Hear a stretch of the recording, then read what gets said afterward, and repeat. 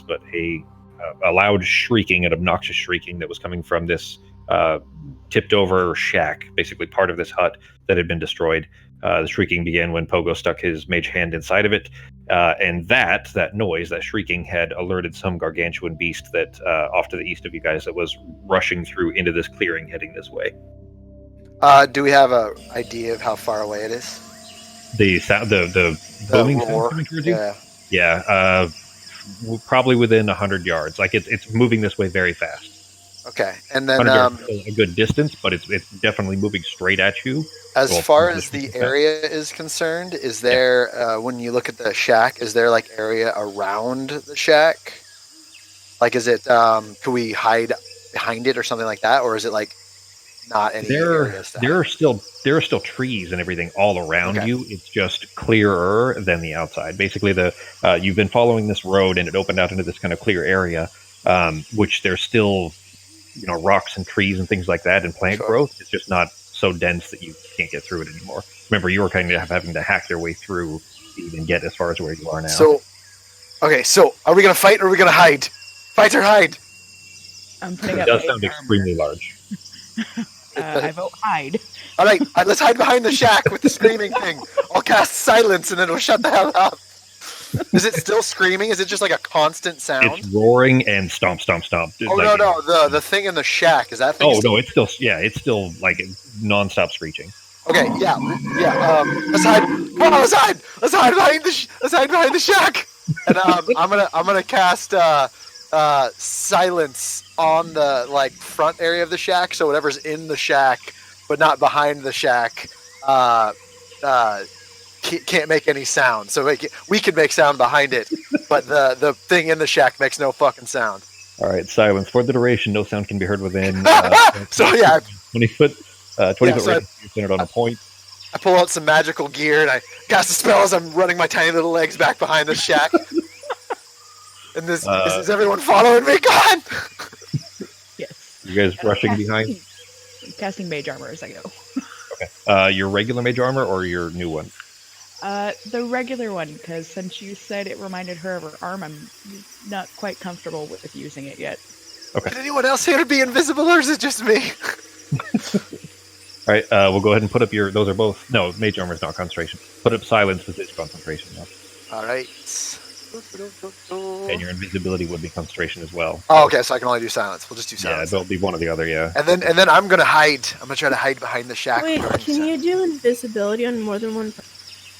Yeah. You upcast it, I think. I've got a plan though. When you do invisibility, I'll do pass without trace because I could cover up to 10 people. Well, I'm going to do silence to keep that thing from making noise, so the monster might not come straight at it.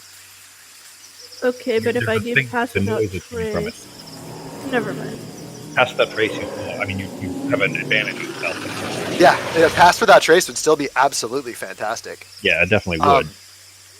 And then I'm going to hold my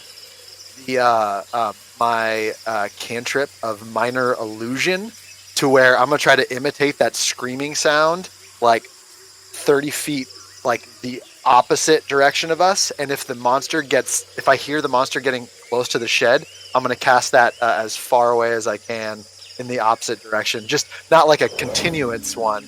Actually, fuck it, yeah. A continuous screeching sound as far away as I can do it if the thing gets close enough. Okay. So 30 feet away you're trying to mimic the same sound that we just heard coming from the shack. And minor illusion can do sounds? Let me double check. I think it's a silent illusion. I could be wrong though. No, you might sound be or image. Correct. Or sound or image? It does say sound or it says sound or image. So I'll do my to 30 feet the opposite direction if he gets close. So at least, and then I'll just kind of hold it up. So at least it might confuse this big fucker. And then I'm just gonna hold that, and then I'm gonna wait behind this shed with everybody. Hopefully everyone's there. Each of you give me stealth checks. You'll have pass without trace on. Artemis threw a pass without trace on all of you. So fantastic! Advantage. I can roll Ben's for you, Becky, so you don't have to run in there. All right. What? Oh. Dice tower or not dice tower? Doesn't matter. Just one, especially I with like your. to see mine. Yeah, the only ones that need to be dice tower pretty much are social Wait, that can't skills. be right. Plus 7. Oh, that's right. Pass Yeah, that that's trace. right. I'm like, what the fuck? The numbers are off. Where's that? There it is. Oh, natural 20 for Norok. As he goes stomping his way through bushes. All right. Okay, so you guys rush your way around this kind of fallen over shack. Basically, the shack is almost just one wall with a door in it, and then the rest of it's just kind of crumbled into this kind of small hill of bushes and leaves and everything. And you rush behind that, trying to kind of stir as few branches as possible, make as little disturbance of the plant life as possible. As you guys are running behind that, and Pogo has thrown up silence on it, the shrieking stops. You can all pull your hands away from your ears, and all you hear is this cacophony of this giant creature that is running towards you. Oh fuck. Is anybody peeking out to try to see or anything? No, but I should have done that with disadvantage. Is there a somatic component? No, but it's a dexterity skill. Oh, and she's still kind of fucked up from the electric shock. So, no, specifically, if you're referring to the tremors, it's not just, it's not, I guess, so specifically, it's not just regular checks. It's basically stuff you use your hands for. Your hands are tremoring. So if it was something like, even if it was a regular dex save where you're jumping out of the way, like with your whole body, then it wouldn't apply to that. It's really much just going to be things for, like sleight of hand or anything of that sort, or spells that have somatic components. Which is all of them except for darkness. Is it really? I wasn't sure how many of yours were. No. I didn't look through them. I just figured that, hand tremors. And feather falls. Okay. So hers are almost all somatic. Mine are almost all concentration. Class has its drawback. Well, I mean, it's kind of the nature of the beast. Classes have to have some kind of downsides, really, for all your cool things. Yeah, I didn't realize how that all worked when I got my spells, and I was like, well, this is dumb, because I think I think like half, mostly concentration. 3/4 were concentration. Yeah. It'd be pretty overpowered if you could stack a bunch of those effects, though. Like certain things. Yeah, I get that. That makes sense. There's actually, you get specifically, both Sarah and Arta may know this already, but the artifact that you guys are going after, the Wood Sage's Chorus, specifically allows you to have 2 concentration spells up at a given time, and that is an extremely overpowered kind of a thing, as you can imagine, of course, in D&D. So it does, amongst other things, allows that. So it's something that DMs are supposed to be very sparingly giving out, if ever. So is anybody actually peeking out, or are you just listening to this, this thrashing beast as it is charging towards you? I'm not looking. No, it's going to be so fucking big. I'm just going to wait till I hear it clomping around. It does sound very large. Then what direction did you make the minor illusion? I'm going to make it I'm imagining we're behind the shack. It's going to be like opposite direction. So it would be, if like the monster was at the shack, it would be behind it. So right on the other side of the shack of you guys? Because we're hiding behind the shack, so it's going to be like wherever the front of the shack is, and 20 feet past that, 25 feet past the that. range is 30 feet. So let's say you're 10 feet behind the shack, so which means 20 feet in front of the shack is as far as you can make that sound. Yeah, and I'm gonna towards you. I'm gonna try to make it like more away from the monster, like on the opposite side, depending on which side I think he's at. It's gonna be more to confuse him than anything. It's gonna be like, oh, maybe it was over here, and then I'll go dig through a bush. Well, okay. So he, you guys heard for a moment the shrieking sound stop, and then it picks up again. This time coming from Pogo's illusion, but it's still very loud. But I wasn't gonna do it until the monster was like closer to us. I'm holding it. Because if it's still kind of far away, let's say it's like 30 yards away. Okay. I don't know if it's going to come all the way to us yet or not. So I'm holding it because I don't want to bring it closer. I see. Okay. So if I hear it within like at the shack, like getting super close, I'm going to cast that shit. Okay. Over there. All right. Well, you hear the stomping coming through the brush, and then the sounds of the brush stop. The stomping continues along with these shuffling kind of stomping sounds and just very angry, almost confused noises. And it sounds like it is slowed and then stopped, and it's probably still you'd estimate from listening, from you guys all hiding behind the brush here, it's probably still a good 30 to 40 feet away. To the right in the middle of the clearing, basically right on top of the road. You guys went to the west of the road a little bit to find this shack. So it's right on top of the road, you would imagine.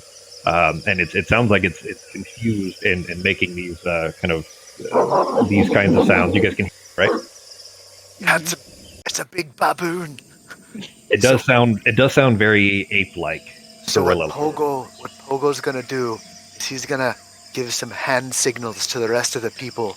And he's gonna try to let them know that we have 10 minutes of this spell. I just realized you can't see my hands because I'm actually doing hand motions. We have 10 minutes of this spell before that might make more fucking sounds. So if it's not gone in, say, 8.5, we should try to sneak the fuck out of here. See what they think. I want you to give me...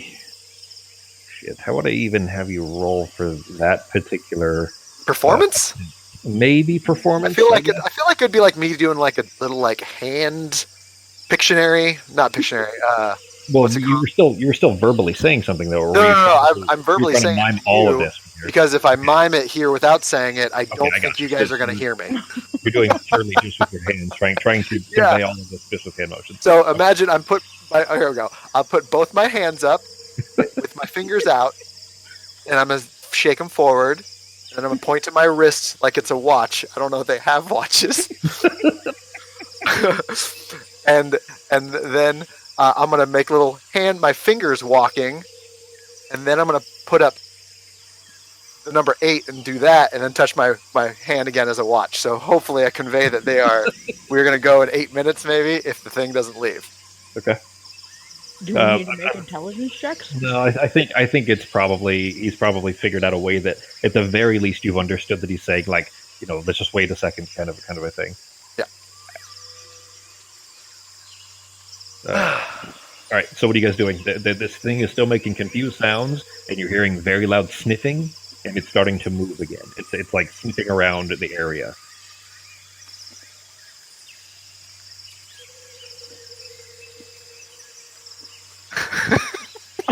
Doing anything?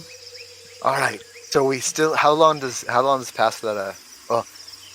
I think past that trace is an hour. I think. Mm-hmm. You're whispering. Well, if it's been 8 minutes, I say it has not been 8 minutes. No, it's probably been 1 minute by now. All right. Anyone else have anything better than wait for a few minutes? But it's sniffing around and starting to move, like it's investigating the area. All right. Let's see here. What do I have? There is enough brush around you could probably peek through without necessarily giving yourselves away too much. Especially, it sounds, pretty gargantuan. You don't necessarily know if it's I would like to peek through and see if it's coming towards our area. It is sniffing to, basically, it's stomped its way a little bit to the north. Is there a man? I'm not sure what you mean. Oh, map. Yeah, the one I have isn't. I made this really quickly just with some jungle tiles. It doesn't actually display very well for exactly what you guys would see. There we go. I'll go. Here, I'll put you guys on here. I'm just visual, so it helps. Yeah, no problem. You guys will be on the west side. We'll say that. So this copse of trees. Let me draw it as a square. There we go. We'll say that this bunch of trees here is the shack that you guys are hiding behind. It's not quite that large, but we'll just say that that's it. Make sense? Sure. Mm-hmm. All right, and then if Fogo's up there looking around, Norok is oddly quiet for some reason. Let's be honest. He's usually pretty quiet. He's usually pretty quiet, yeah. All right. There you guys are. Let me make that a better size. Cast Without Trace, once she casts it on us, we still have it, right? Yeah, it's permanent. It's on you guys until she loses contact. I am going to... oh, no, because I don't want to drop silence. So do I see kind of where it is? Yeah, it is moved off to the north slightly and is sniffing around, and you see it. Well, so what you see, I suppose. Let me share that for you. Is a gargantuan. It's about 35, maybe 40 feet tall. You'd estimate. Very angry looking gorilla. Oh, he's adorable. A big four-armed gorilla-looking thing, and it is with its two lower arms is like pushing branches out of the way and like ripping chunks of like grabbing ferns and other underbrush type things, just pulling them straight out of the ground and then tossing them Are aside. we trying to go north? We're trying to head southeast, right? We're trying to head south, but he's at least on the wrong side of us for the moment. But he's so large that if you guys moved out at all, sure, he might see you. So, quick question. So, if I get on the broom and move, it's silent, right? Silent in that the broom doesn't make like a vroom sound through the air like a car. It makes a broom sound. Yeah. It goes broom, broom. I mean, like, I wouldn't have to make a stealth check to move like 15, 20 feet on the broom. I don't know. There's a lot of brush, man. Gonna have to be. I mean, and I mean like barely off the ground, not like super high. What I'm also going to try to do is, as time's going by and he's sniffing around, my idea. I'm going to do this with hand. I'm going to do this with hand signals. Oh boy! So I'm going to do this with hand signals. I'm going to use my hand signals to tell everyone else that I'm going to make a loud noise 30 feet north of us, and after I do that, we need to move to the other side of the shack when we hear him freak out and go to it. And then we should just fucking try to, like I'll get on the broom. And maybe we can just get the fuck out of here going south. Huh? What do you think? If I'm on the broom, I'm floating over towards who's right next to me. Artemis next to you right now, yeah. Yeah, so I just threw you guys on the map, so it's not necessarily fair. Like you could rearrange yourselves wherever would be more accurate. No, that's fine. I'm just gonna go straight up to Artemis and just like directly in her ear, so like as quiet as I can, tell her that I can cast darkness on the creature so it can't see us. Is that a thing? Can you? Yes. I didn't know you could cast it on. I thought it'd be like in a space. No, it's on an object. Oh yeah, fucking do that. And I'll make the sound of the north. Object isn't creature though. Does it say? Hang on. You choose. It says a point I choose within range. That would be a point you choose is an object you are holding or one that isn't being worn or carried. The darkness emanates from the object and moves with it. Yeah, so it's an object, not a creature. So if it was like wearing a hat. That's the thing is I would say yes. Like you could if he has anything on him, which he kind of. All right, so next plan. But he is picking up plants all the time. And I'm going to use hand signals to ask if anyone has a hat. Give me. No, I'm just kidding. That was a joke. I'm not going to go up and fucking put a hat on this 40-foot gorilla. But Sarah did say that out loud, right? She said something to Artemis out loud. Like directly in her ear, like hands over her ears, as quiet as I can. It's going to be an extremely low DC, but go ahead and give me a. The thing is, like stealth is dex based, and covering somebody's ears and whispering into it isn't really dex based. I say, give me a charisma check. I don't know, man. I feel like once I went to whisper in a girl's ear, and she like awkwardly hair flipped and almost broke my nose. Like seriously, this is a real life story. Well, I mean, I'd say in this case, that's me being very not dexterity-ish. Object. Would a plant or would an object made of a plant still be considered an object? I would say even a plant would count as an object, although it's technically a creature. But in this particular case, we're assuming that creatures are, or basically most of D&D, that creatures are animate objects, essentially, or animate beings, essentially. Entities. Are you, out of curiosity, are you rolling to determine where he goes?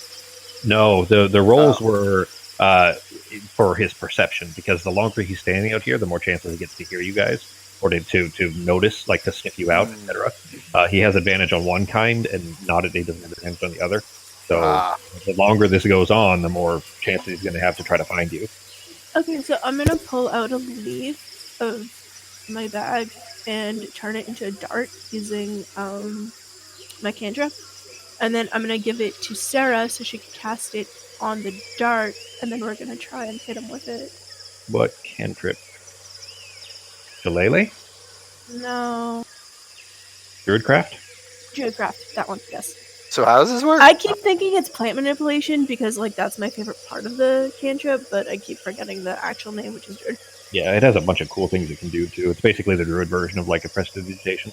You can do it a lot of different things with. I just wish I actually had a plant manipulation skill. That would be freaking great. There are plant something. It's not just plant growth, but there's one that you should have access to, I think, by now. I'll double check it afterwards, but there are things for making plants grow in certain ways and stuff like that. Ooh, I can't wait to have those. Let's see. Did I need to do a charisma check? Yeah, but it's going to be make that, but I'm going to add your proficiency modifier to it anyway, and the DC is going to be extremely low. So just don't natural 0 What or is natural the 1. D4? That is because you are from going unconscious. You Right. still have your exhaustion from getting knocked unconscious. Oh, Tremors 7. thing is basically on top of that, but yeah, you're fine. It's low enough that basically, like, if you're covering, just as long as you don't accidentally, get bit by a mosquito and then scream or something, then you'd be fine. So in that case, yeah, it doesn't seem like you'd noticed. But Arteme has given you a small dart made out of a leaf that she's druidcrafted into a dart shape. What are you guys doing? How I'm far gonna away? look and use my hand signals and point at the dart and go with my thumbs down and then just make a face like no fucking way. How far away is this thing? Right now, you can go use the map there. In fact, I'm gonna do scissors motion, and then I'm gonna point to the dart, and then I'm gonna do a thumb over my back. Does anyone get the reference? Cut it out from Family Matters. It's not going to work on me. The leaf handing which Arteme hands you this little leaf dart though, and Pogo is trying to make these hand motions. You hear the sniffing sound stop for a second, and the creature stands its way like erect. It stands itself straight up and turns in your direction immediately. Shit. And it's slowly moving its way towards you. Okay, I'm gonna cast my cantrip as far north as I can. That makes that loud sound. The squeaking sound. Yeah, the squee, whatever. Sound like a pig getting molested or however. So this is where it goes. You see, that is 30 feet from you. It's actually technically one square less. So here is where the screaming sound continues from. Yep, and I'm just gonna hold it up on the. We still have passed that trace, so I'm gonna hold it up, and we're still hiding in the brush. Okay. And then I'm assuming now what do we hear after I cast that? Well, I mean, Sarah can see him from around the side of it, but you hear it shriek again. It's obnoxious monkey sounds, and is charging direction towards that sound, and immediately is just staring at the brush like right on the other side of the shack from you. And I'm gonna run. What's left of the shack is shaking now. I'm gonna go south as fast as I can, and jump on the broom if unless anyone else has any other ideas. Well, as soon as he's within 60 feet, I'm using Mage Hand to take that leaf dart thing she gave me and go and put it on him if I can. Because darkness is 60-foot radius. Okay. Or it has to be within 60 feet. All right, so you are... I don't think this thing's not 60 feet tall, right? No, he's like 35 feet tall. No. I have to be within 60 feet to cast darkness. Got it. So you're almost there. There's two bits to be concerned about here. Mage Hand is concentration. No, it's not. Mine's not. It is not. Shit, why was I thinking that was concentration? Didn't we had something... My Dancing Lights is concentration, but my... That's probably what it is. I was probably thinking Dancing Lights. Because I think we did it last time as concentration, but it didn't matter. Well, it didn't matter in that particular case, yeah. I feel like it's going to be very rare that I'm using Mage Hand where I really need concentration. But actually, now that I think about it, I guess right now probably would have helped. But fuck that. Pogo's running south. All right, so you... And he's doing it stealthily. What do you, where are you doing... Like, are you trying to... You can't hit him with it, you can't hurt him, because it's Mage Hand, but... Can I just stick it in his fur? Make a sleight of hand check, which you are tremoring. And that's a disadvantage. Yeah, that's a disadvantage. What you eating? Sounds good. It's a pretzel. Pretzels do sound good.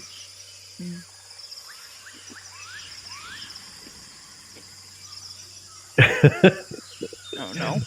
Well, so you, with your mage hand, float your the dart that Artemis has given you over toward it and stuff it into the fur, and it immediately slips and falls out of the fur, lands on the floor, lands on the ground.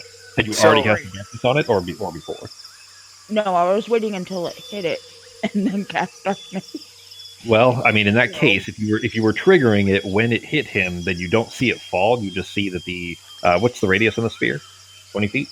Hang on. Darkness. 15-foot radius sphere. So which he's bigger than. So the dart sticks into his fur. You immediately cast darkness, and then you see the sphere bubble up around him and then fall to the ground. And now you can only see his chest and up as he's peering out over the top of this, still rattling the shack next to you. Everybody, give me stealth checks again. Pogo had already started to run south, so go ahead and move yourself for your 30 feet or however far you were going to move. Norak was probably, trying to interject himself as best he can in case, the gorilla comes, between. Yeah. I would assume he just came in. Yeah. Okay. I'll go ahead and roll his again. Go ahead and give me a stealth check again on Pogo. Justin. Oh, sorry. Is it still with advantage? Yeah. Well, not with advantage. You have the plus 10 because of the. It's still on there though. Damn, Norak got a natural 19 on the second one. He got a natural 20 and a natural 19 first two rolls. Maybe I should roll all of Ben's rolls for him. Yeah, you should. Hey, buddy. Hey. So just to catch you up, we are currently we have passed out trace on all of us. Silence is on the right area of the shack where the sound was coming off. This giant beastie is up by trying to figure out why this shrieking sound is now coming from there, because I casted Minor Illusion to make the shriek, and the bottom half of his body is shrouded in darkness because someone had an absolute...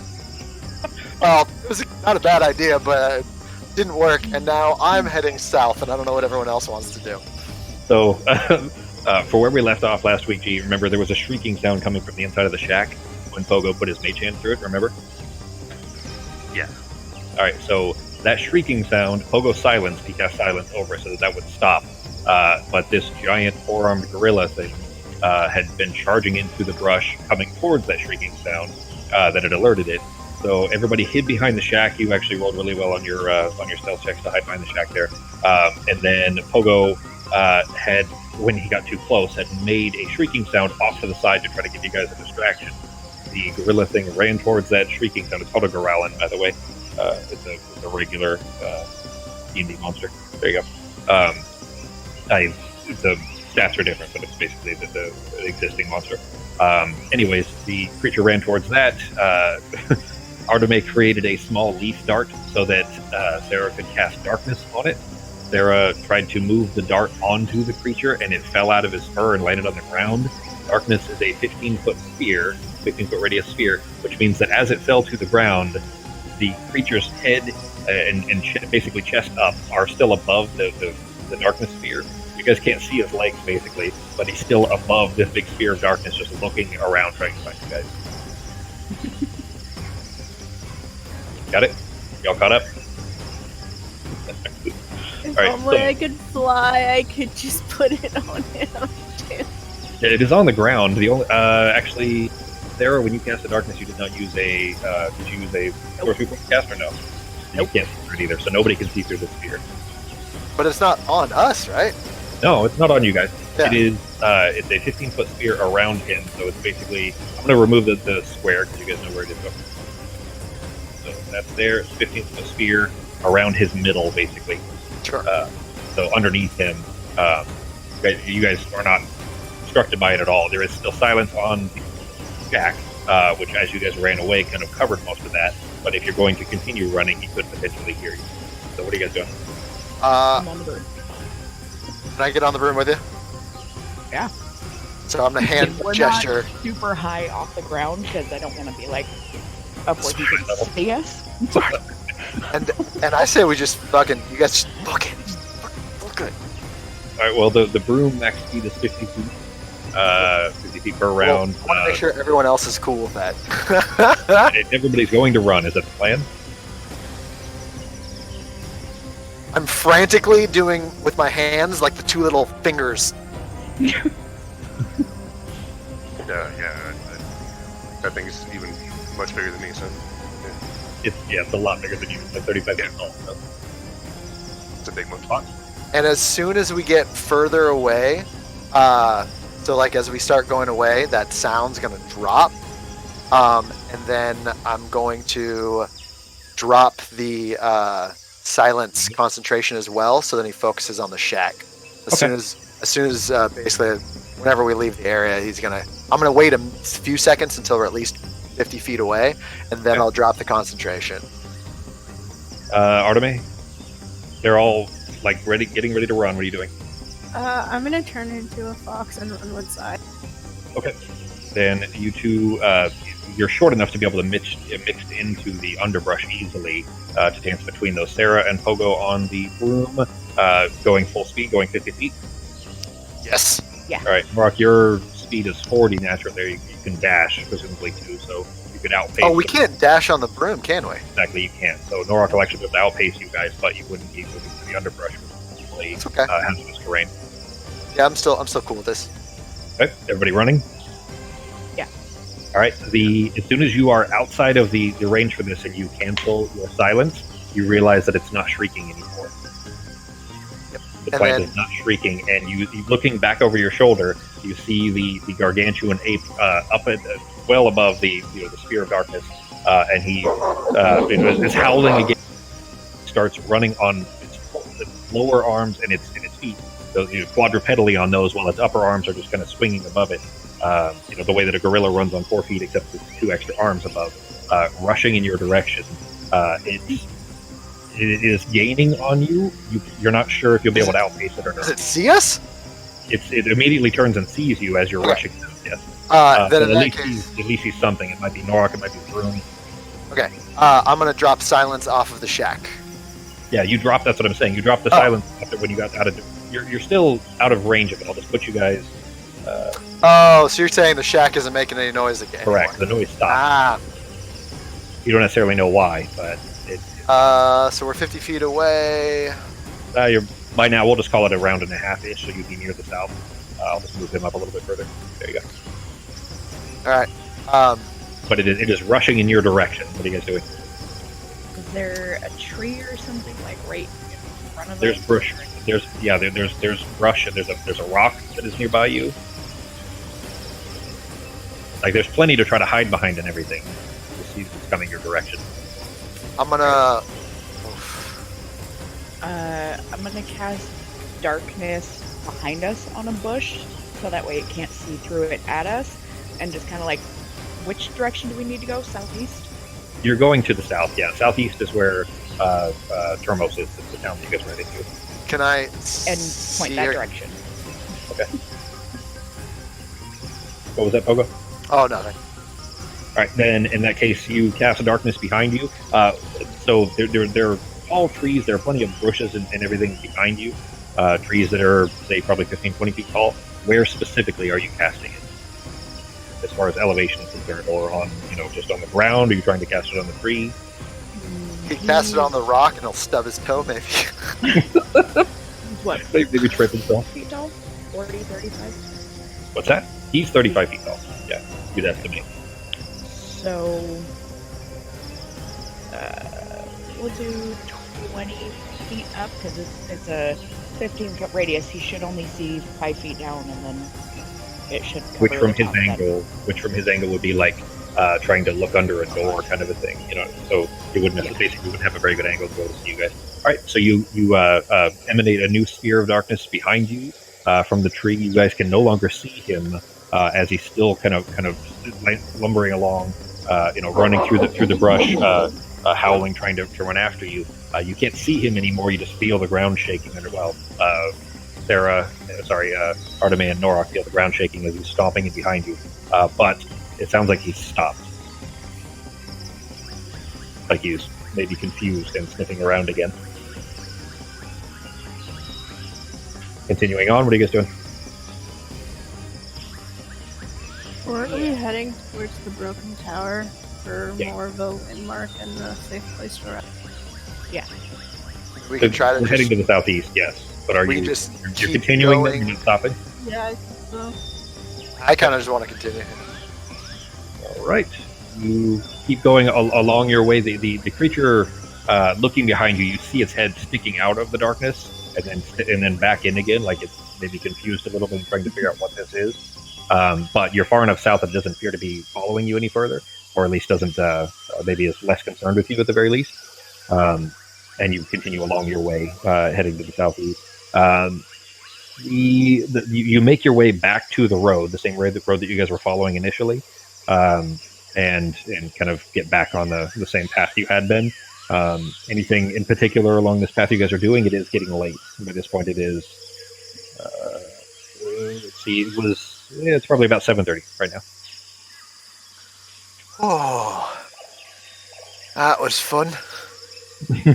Yeah. How Sorry that I poked that thing in the shack, guys. Usually when I poke something, it doesn't scream that loud. You're gonna be sure about that?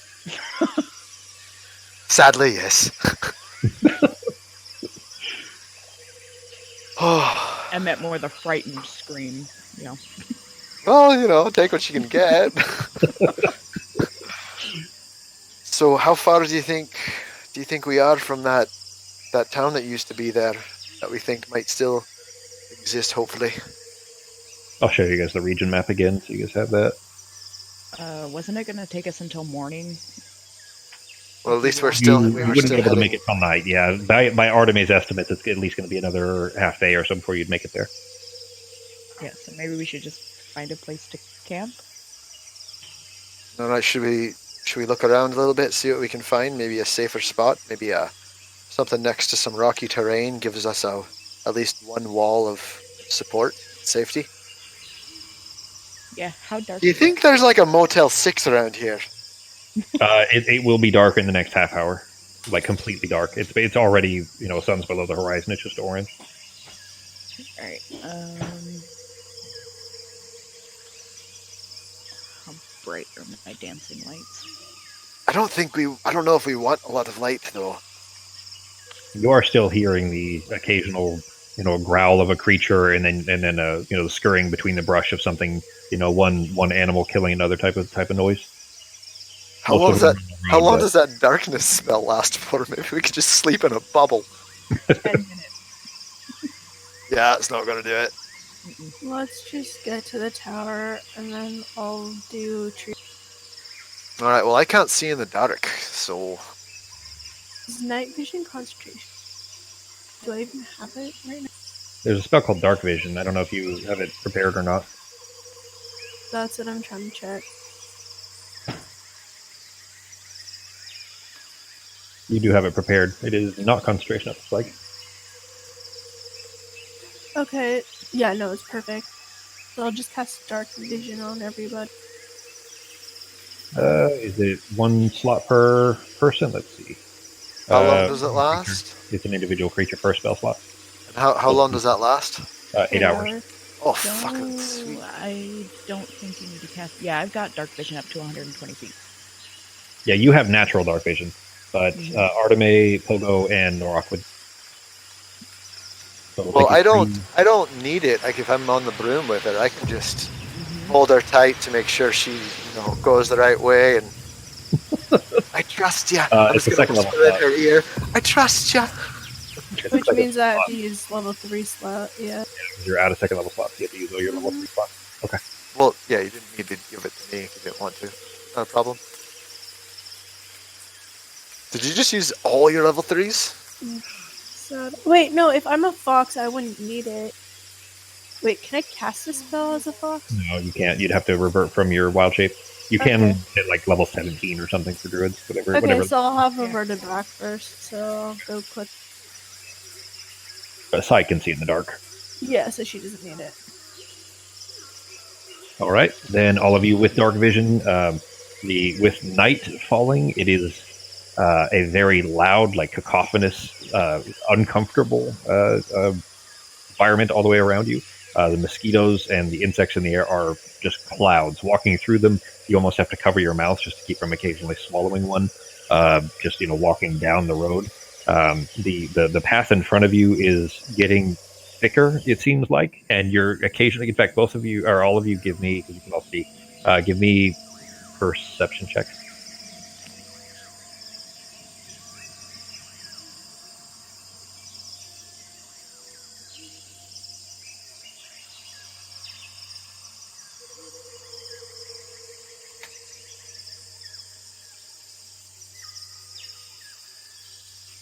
All right. Arteme, you are occasionally picking out. You're the only one that actually rolled. Well, Pogo got an 11. Yay!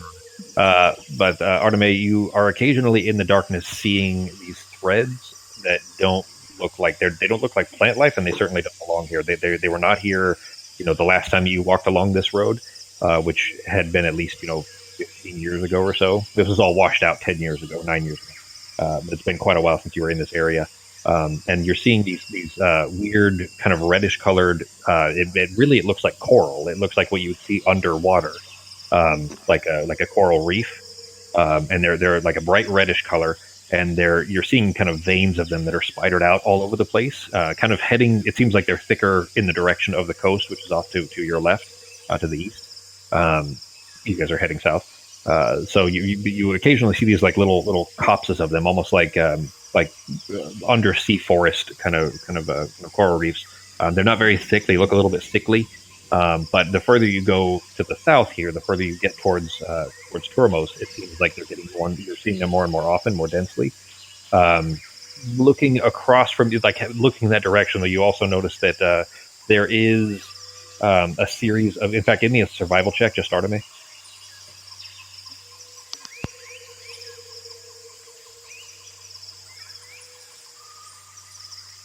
Never mind. Didn't roll quite high enough. If it was, I was just making it a DC of 10, but I should have known better. The fox wouldn't roll high enough to be able to see it, unfortunately. You guys are all spotting. Occasionally, you spot these big, like these really heavy-looking white fruits. They look like pears almost that are hanging from this tree that you see. In Arteme, you recognize those are not natural either. At least they're not native to this area. But these very large pear-shaped white fruits. That all the time, or anytime you see them, they're like too heavy, like the branches is weighing down with them, and look like they're about to fall off, like they'll fall out of the trees before long. But other than that, they have a very kind of sweet aroma coming from them. But other than that, it just seems like the plant growth is certainly very aberrant and overgrowth. But you are making decent enough time towards the town here. Can I tell if they're diseased or not? They don't look diseased. Are you gonna look at one? Are you gonna get close and look at one? Yeah, but I'll warn the others not to touch on me. Okay. Give me a nature check. Oh, you mean don't touch the giant random fruits? I said don't touch anything so far until Yeah, I touched the ground and it exploded, so I'm gonna stay away from most of the nature stuff if I can avoid it. This forest is lucky that I don't have fireball. I would glare at him at that comment. Okay, so you get the sense this is a fruit. It smells like it would taste delicious. Like it looks and smells like a really good ripe fruit. But it's moving slightly. There's something moving beneath the skin of the fruit.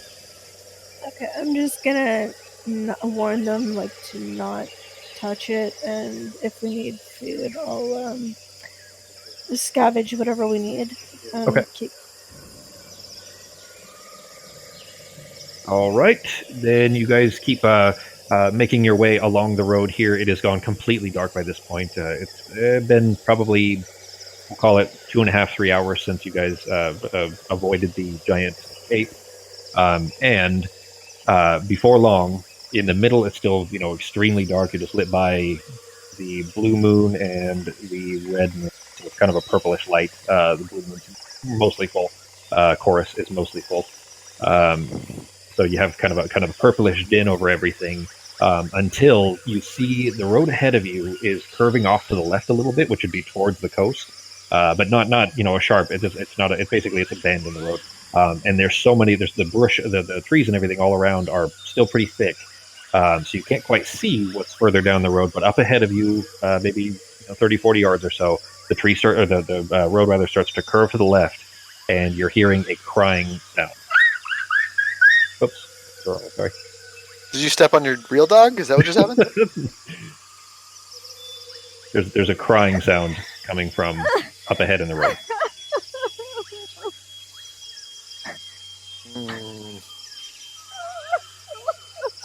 Pogo's unsure about this. It sounds like a woman crying. The Don't last like time it. I fell for that trap, we ended up having to rescue the bag of Yeah. Is it still dark? It is very dark. I mean, you have enough moonlight that you everything, especially with your dark vision. But it's kind of a purplish din. Do we still have past that trace? No, that lasts I think an hour, right? All right. Yeah, think. it's only an hour. Yeah, so that would have fallen by now. Let's see. Norok, Pogo. Yeah, Norok and Pogo, both of you give me wisdom saves. I'll tell you, it's a very high DC. Well, good thing my wisdom save is a 0. Do you want this in the tower? No, you can roll it out. Doesn't matter. Perfect.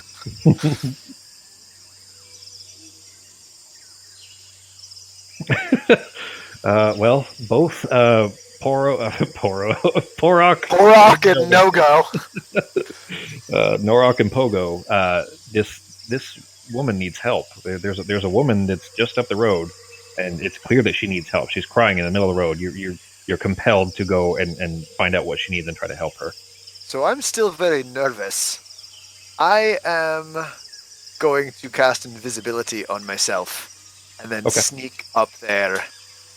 Let me add that. And then I'm going to sneak up there to see, because it's the middle of the night, it's the middle of the forest, and I don't know... It is in the middle of the road, so I mean, where Yeah, it's in the middle of the road where there's giant apes and fucking werewolves and shit.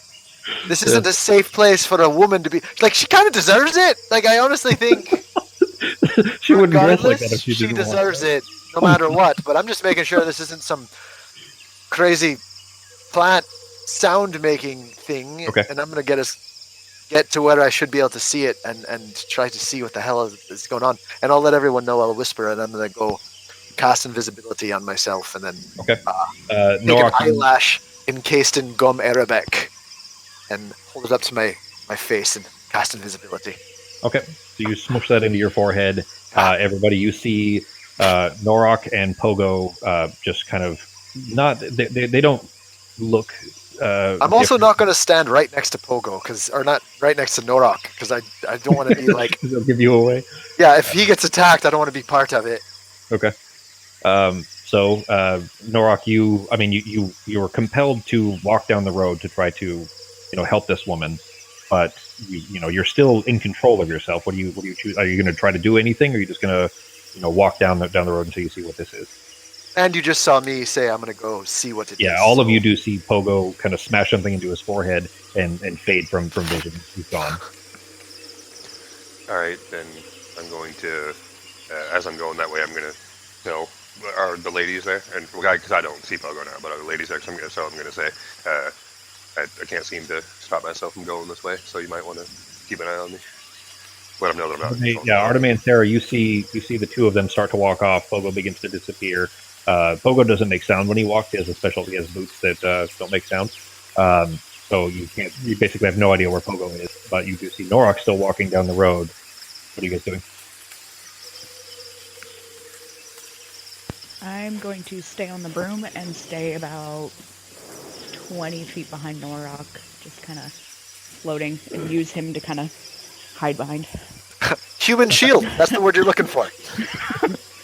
He's a Yog shield. Right.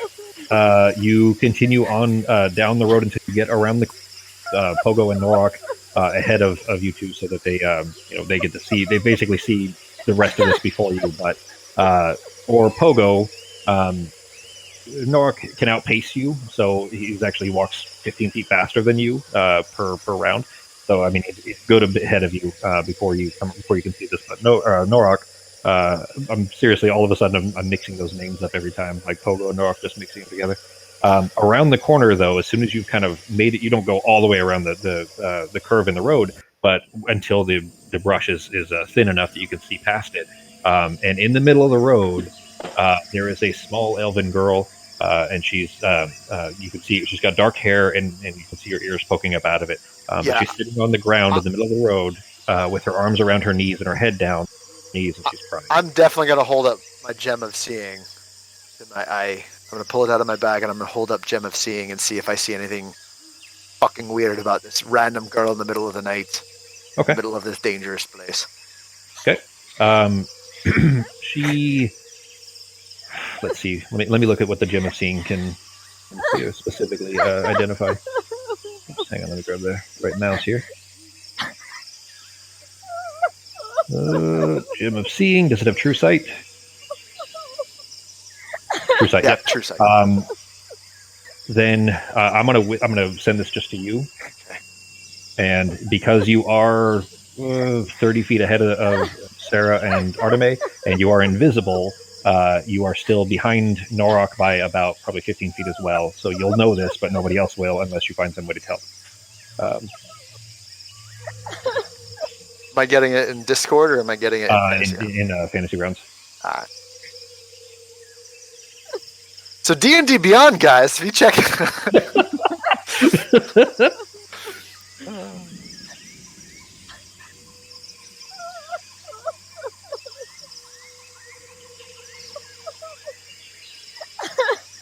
So I'm going to use my mage hand to go right in front of Norok and wave it to tell him to stop. So silently, it's going to wave in front of Norok's face and push back as if to tell them to move back to where we were. Norok, you see Pogo's his glimmering mage hand appear in front of you and try to slow you down, and you walk through it. Oh, fuck you, Norok! I'm going to move the hand. You can't slow your own feet. Both of you, neither of you can slow your own pace. Do I see the mage hand pop up in front of Norok's face? Yeah. Okay. Fuck it. I'm casting. Okay. Third level, I'm going to cast Dispel Magic on Norok. Okay. So I'm still moving forward because I'm basically somewhat charmed by this, so I can't kind of resist myself, even though I know it's not a crying girl. Like it's still enough to keep me moving forward. You don't know that it's not a crying girl. Oh, I mean, well, okay. You understand what it is that I typed to you? Yeah. The rest of her looks the same as what you physically see, except for that part. Still don't like it. I mean, I'm going to tell you guys, your Norok is about 15 feet from the girl now, and now that you're that close, G, you see that there is a. Actually, sorry, I think it's 20. Well, it'd be 15 feet from her. Never mind. So, because in diameter, as you're getting closer, you can now see. You couldn't see these before, but there is a ring of small white mushrooms that are glowing very faintly, about 15 feet from her. But there's a big ring of them that surrounds her. She's in the middle of the road, and this ring is around her. And you are about 10 feet or so from walking into that ring. Can I cast the Dispel Magic on Norok? Yeah, go ahead. I'm not actually sure how this works. It is. Let me double check. It Can you does spell have a third level or somatic lower? Oh, it does have. Okay, then cast it with disadvantage. disadvantage. I don't know. Oh, Nothing really to cast it on. Yeah, there is. Just roll a d20 for me. Well, roll with a disadvantage, so roll 2 d20s, I guess. Alright, well, the disadvantage is still on there, so it should. nothing seems to happen. Norak, you are about to cross the line into the ring of mushrooms. Are you doing anything? I'm gonna use. Can I use Mage Hand to kind of like push this girl on the shoulder, like push her over, like just nudge her? Sure. So as Norak is like astride, basically 1 foot on the inside of the ring, and the other on the outside, you kind of push her shoulder, and she lifts her head up, and there is a beaming, a happy smile on her face instantly, and immediately a very high pitched, like obnoxious laugh. She Fuck that guiding bolt! Can I just fucking? And stands up.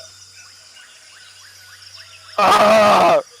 Norak is now inside Guiding bolt. the I'm ring. casting guiding bolt on this girl. Go ahead. You're 15 feet back.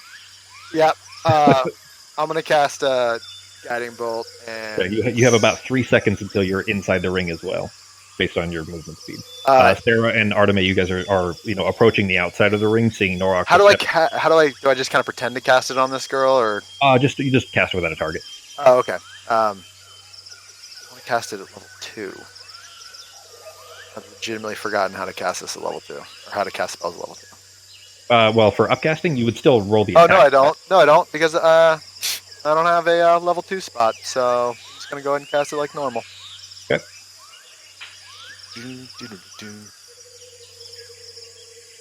Oh, shit. Okay, so Norak, you are standing in the middle of this ring, just inside the inside of this ring, and you see a glowing ball go flinging by you, and the girl inside this ring says, "Your friends are trying to hurt me.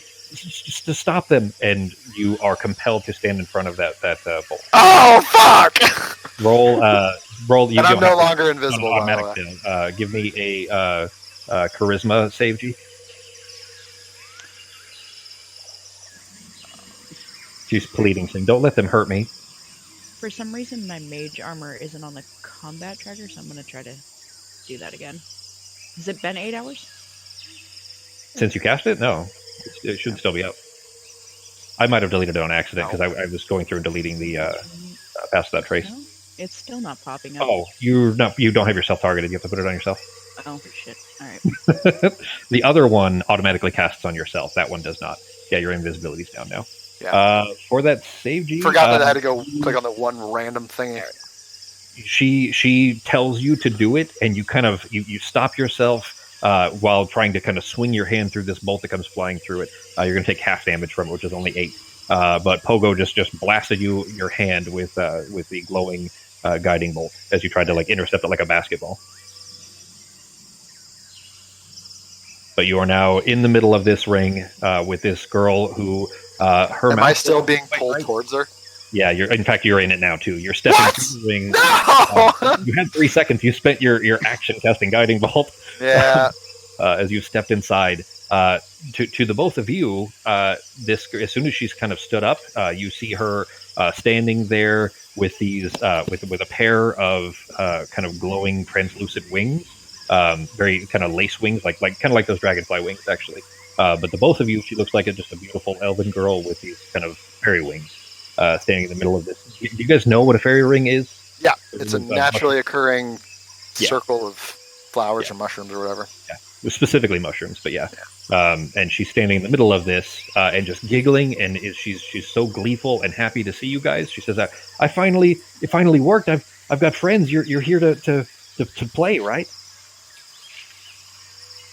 What level are we? Like, are we? How entranced are we? Can we still talk normal? Is it like? Yeah, you're in control of yourselves. You're All right. compelled to come here, but that's all. So this is cool, and I'm sorry I threw fireballs, but could you please stop this now? I'd really appreciate it. We don't mean you any harm. If you don't mean us any harm, and I thought you were trying to hurt my friend. I got very confused. I took an Ambien. It makes me off in my head, and I'd really appreciate it. We're just passing through. If you could let me out of this circle, it would be fantastic. But you only just got here. It's time to No, play. I know. It's just, with all due respect, this isn't where I want to be. I've got people waiting on me, and I think I left the car running, and just need to go a little bit. If you could let me out. No, I think it's time to play. You guys just got here. You can't go yet. Tell your friends to come and join us. No. While they're having this conversation, I'm going to use 2 of my first level spell slots to get 2 of my sorcery points back. Okay. I don't think I will. You only had 1 sorcery point left. Yeah, but I can use each spell slot I use will give me a sorcery point back, and I'm at a second level. Okay, you're getting sorcery points back. Okay. I thought you were using them to make spells. I got you. Yeah. So okay. I am going to cast whatchamacallit.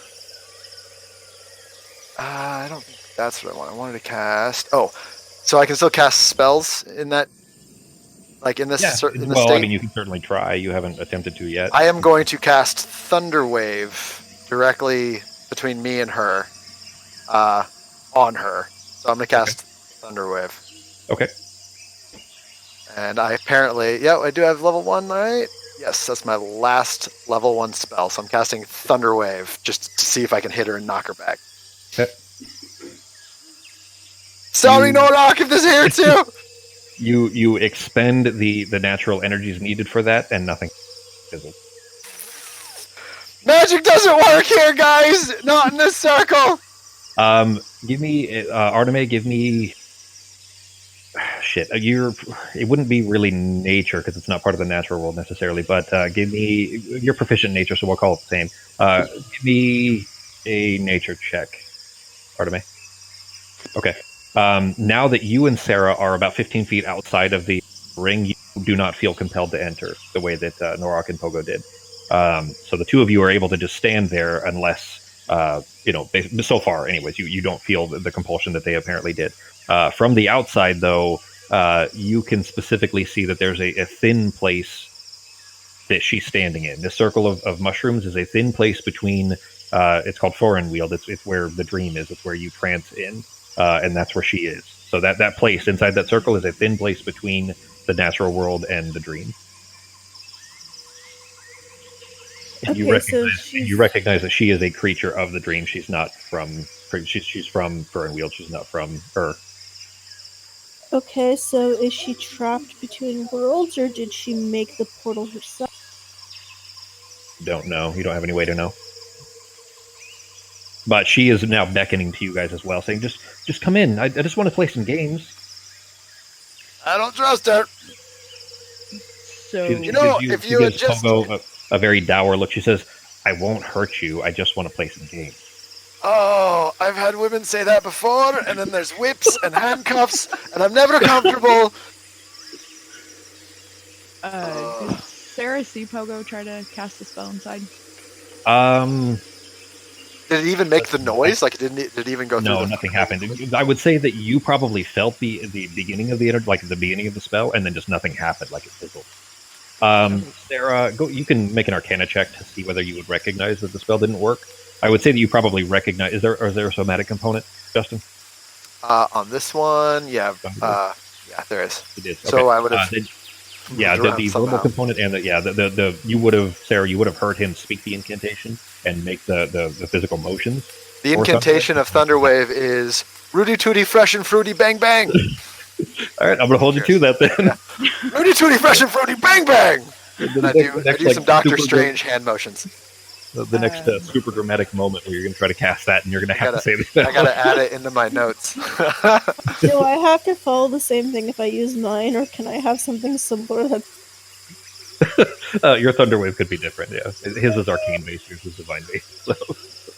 Knowing that Shan is a shadow hound, would I know if she would be able to pass through that ring of mushrooms?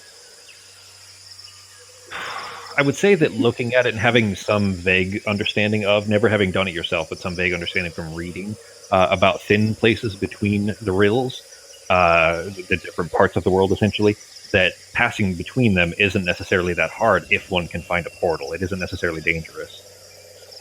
Okay, but like if I cast Shan right behind her, Shan would appear right behind her, even though I'm not in the ring? You wouldn't really have any way to know. But I will tell you that it seems the energy in the air, let's put it this way, seems mischievous, not necessarily hostile. So, do we know what she is from the dream world? You know what she is, yeah.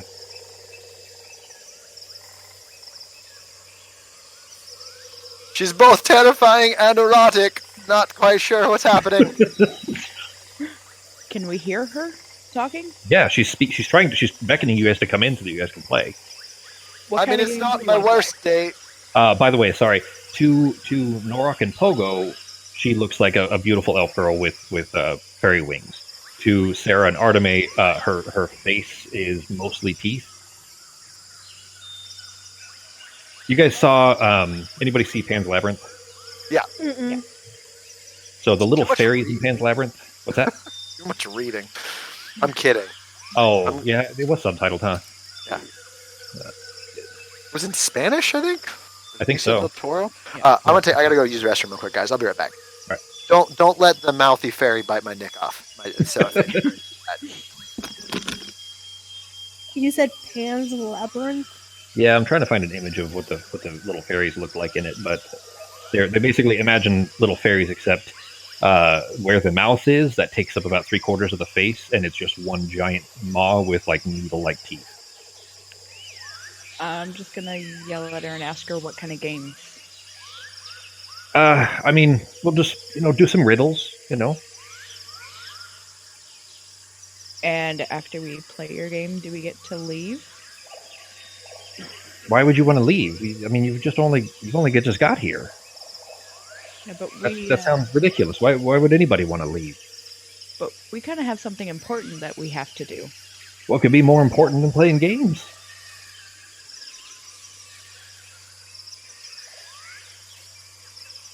Saving the world? Keeping a war from happening? I mean, She scowls and shakes her head. Nope. Not as important. The world wouldn't be worth saving if you didn't play games. but there wouldn't be. This island wouldn't be here. You wouldn't be able to play games with anyone because there wouldn't be anyone left because of the war. This isn't my island. I don't care about this island. I only came here to find you. Somebody to play with. Yeah, but if there's a war, then there's no one to play with. She just shrugs. She starts bouncing up and down, like giggling. Just come on, let's go, let's play. We're wasting time. If we play one of your games, would you let us go so we can try to do what we're doing, and then, if we can finish it, maybe we'll come back? Norok and Pogo, both of you roll perception, percentile dice, please. All right, you click on the fourth one, and then you right click. Third from the right. Fourth from the right, or third from the left. Sorry, right click that, and then percentile on the top left. You might be able to just do. No, roll. There might be a slash command for it. I just don't know. There you go. That's it. 56.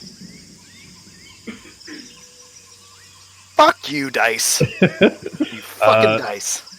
Norok, you feel this very odd sensation on your face, and you look down at your hands and see your beard is falling off, and each individual hair is just falling off of your face and into your hand.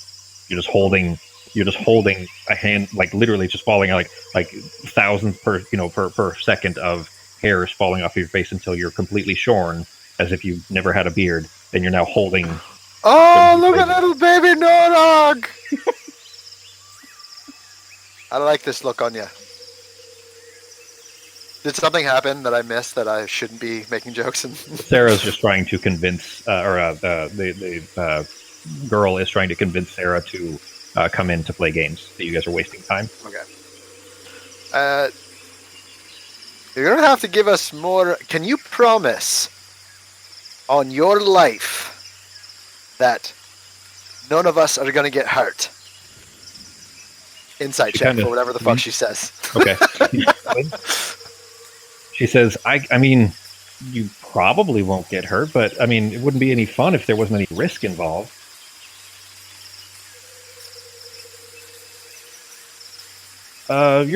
She sounds like she's telling the truth. It sounds like there could be some danger, not necessarily intended by her, but again, kind of a very mischievous, playful sense, All right. not hostile. So I'm actually gonna kind of calm down a little bit with my voice and tone and be like, all right. So you're. Wait. So is she actually on the island or still in a portal? She's in a thin place between the two worlds. She's kind of in both. So we're very. I want to play games with you. It sounds actually very fun. I'm good at games. Sounds great. But we have things we have to do here. So even with a little risk of harm, are we going to do these games here in this world? We're going to do it right here. Right here? In fact, I've already started if you want to check your pockets. Oh boy. Not going to bite me, is it? She kind of grins. Oh boy. Did she ever answer me on if we played a game she'd let us go do what we did if we said we'd come back? No, she did not answer. Mm-hmm. Oh, that's not great. Norak and she said that to Pogo, but Norak and Pogo's still inside. Are you guys checking your pockets? Yeah, I'm gonna check my pockets. You shove your hand into your pockets. Everything seems normal, but as you did so, you kind of jangled against your pouch where your coins would normally be, and they didn't jingle. Keep the bag away from her. So you check into the pouch just to see why that might be, and where the coins had been are chocolate. Mm-hmm. All the coins are just chocolate coins. They're not gold anymore. I mean, silver linings. All right. I mean, how do we play? Norak, when you check, you have 2 platinum pieces. Those are still there. You have silver and copper. Those are still there. It's just the gold that's gone. That is turned to chocolate. I would call out not to eat it. Chocolate, I mean. In case you were hungry. So I'm gonna look at this little sprite elf and say, do we play? Can we get more gold or our gold back if we play? Well, I understand. Can you tell us the rules? What are the rules of this game that we are now apparently playing? Well, we're just going to play. If you can, I'll give you some riddles. If you can answer them, then, you win. If you don't answer them, then I win. Oh, I'm not great at riddles. What happens if you win? Well, let's just say that every time you get them wrong, some bad things might happen. Or if you just, don't convince your friends to come in and play, then more bad things might happen. That's all.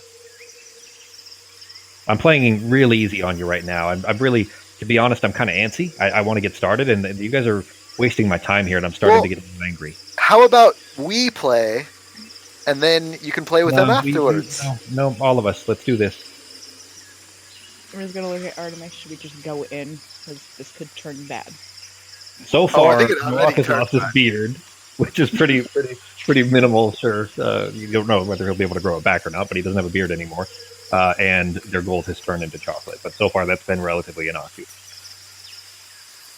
Yeah, but she said she was starting to get angry, right? Yep. Yeah, so maybe we should just go in and try to win our way out of this, hopefully. So real quick though, I'm sorry, I'm not the sharpest tool in the shed. I can sing you some songs, or I can tell you some jokes. Would any of those things interest you? Maybe after we're done playing. You can sing me to sleep. After we're done playing. Well, at least there's probably an after. I mean, for tonight, I'll eventually want to take a nap. Although, just to be honest with you, time is a little different for me. That might be in your little folk kind of reckoning. That's 6 months, 8 months, maybe. We're going to be playing a while. Someone do something. I'm gonna have to say, what if we say no and we don't want to play the games? Give me a roll of D100 poke. Oh man. Shit.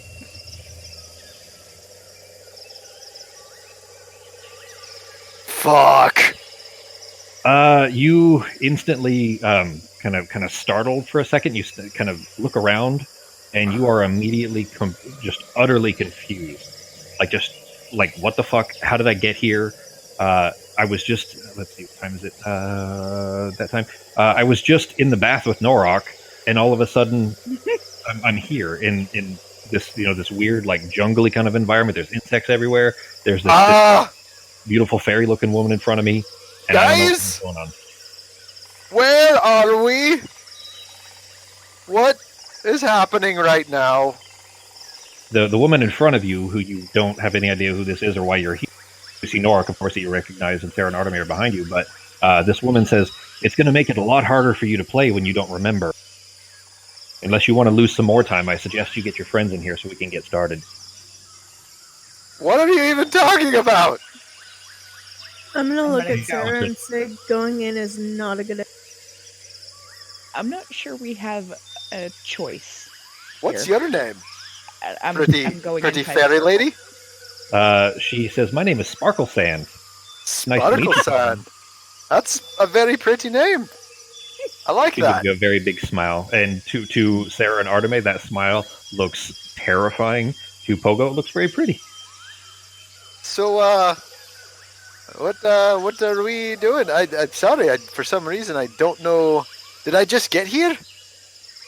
You've been here for a little bit, but I got to tell you, it'll be in your best interest if you convince those two to come in here and help us out. We need to play some games, and we need more than just the three of us. Oh, I mean, I do like games. That wouldn't be too bad.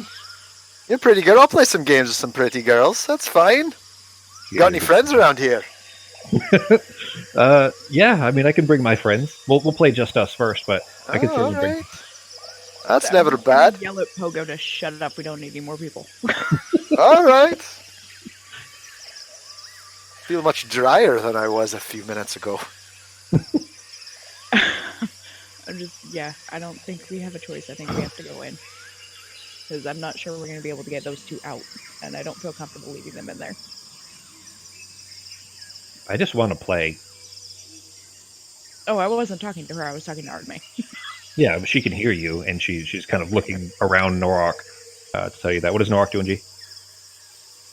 Still staring at your beard in your hand?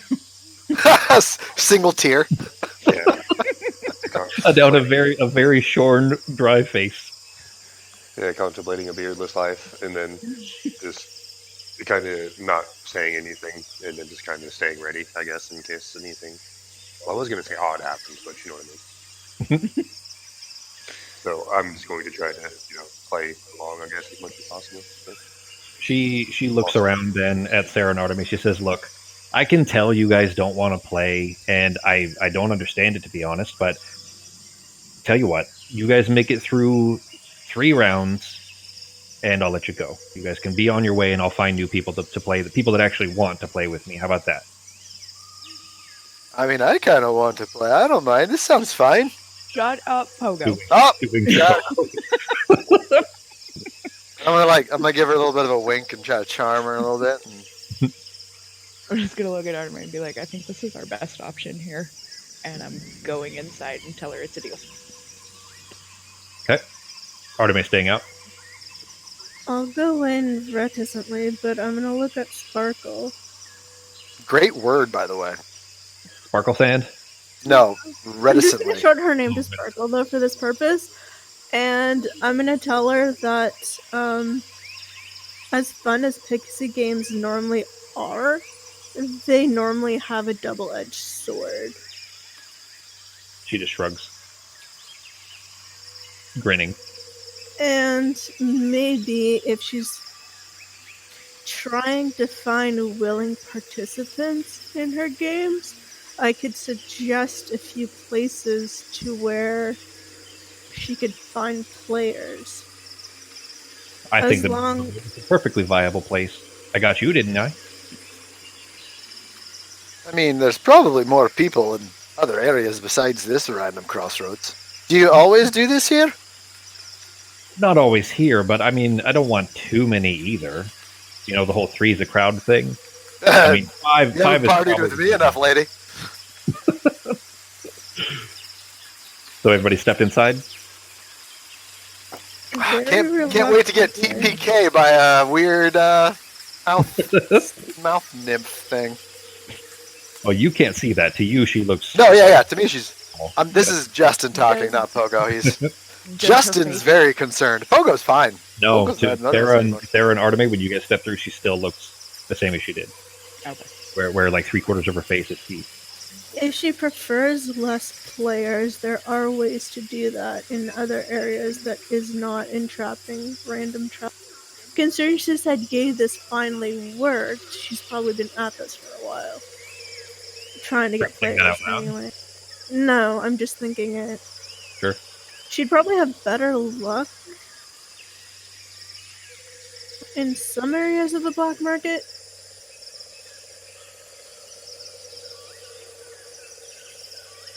Well, now that everybody has stepped inside, she is just giddy and like bouncing in place. She says, "Oh, I'm so happy you've all finally agreed. You're going to have so much fun. I know you didn't think so, but you're gonna enjoy this. I mean, just make sure you get it right. You know, if you guys don't get these right, of course there are consequences. So you'll want to make sure that you think on them and that you. Hey, it's chocolate! I'm gonna take it out of his hand and just grab his whole coin purse to hide it because Ah! if it's that, it's not gonna go good. I don't Are know. you resisting? Is Pogo resisting? Nah, I'm just gonna let her do Wanna it. take the coin? I'm Okay. confused as hell right It's now. empty That's except for fine. chocolate anyway. So yeah, you really have no idea how you even got here, or even that you. I mean, you were inside the crow fort having a nice bath, and then all of a sudden you're in this like sticky, humid, insect-filled environment with this attractive fairy lady. But once we win 3 rounds, we can go. We just have to win 3, right? If you still want to go, I don't know why you would, but if you still wanted to go, fine, you can go. But you have to win 3 rounds first. Okay. Deal? Yeah. Everybody else? I'll just nod. I'm not bad at checkers. At I that, prefer- I'm just gonna kind of like pat him on the head and say, "Sure." Poor Pogo. This is the second time he's been like enraptured by something. The last time was an object. This time it's a woman, which is very just anything anyway. So Yeah. This is right up my alley. So what? You're like a bird that just likes shiny objects, and you're just like being entranced for a little. Yeah, I like shiny women, and that's pretty much it. Sorry, that was a bit sarcastic. No. I'm dead serious. You have a sequin shirt on, and I'll probably follow you around like a puppy. she says, "Okay then." Oh, that Everybody wasn't. Okay, I thought that wasn't Pogo. That was Justin. This is Pogo. All right. Everybody sit down, and we'll get started. All right. She kind of sits. She sits back down, cross-legged, kind of Indian style. I guess now it's not called Indian style because that's not PC anymore. But whatever the new version Just of that is called. cross-legged. I think you're right the first time. Cross-legged. Yeah, but there's like a kid way of saying it. And I don't remember what it is. Crisscross applesauce. That's it. Yeah. So, anyways, Why that's- do I know that? I should know it actually because I had the kids. here I for a have while. 0 kids. I haven't been that age in 20 years. 20. Yeah, You were saying 35, at man. 15? Yeah, but you were saying crisscross applesauce at 15. Oh, yeah, you're right. 25 was how my brain was supposed to do that math, but shocker. Anyways, you're probably better at math that long ago. Yeah. Anyways, she says, "Okay, so we'll start with a very easy one. Just think it through. Give me the right answer, and nothing bad happens." She says, "To be fair, though, this one doesn't really make any sense to me. I think it's really, more for your people. But I know it's an easy one.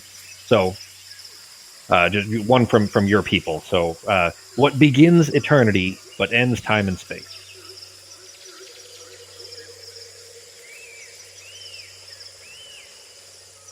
TikTok. All right, I'm thinking. Would it, The letter what E? begins eternity? It is the letter E. The letter E. So that was the easy one.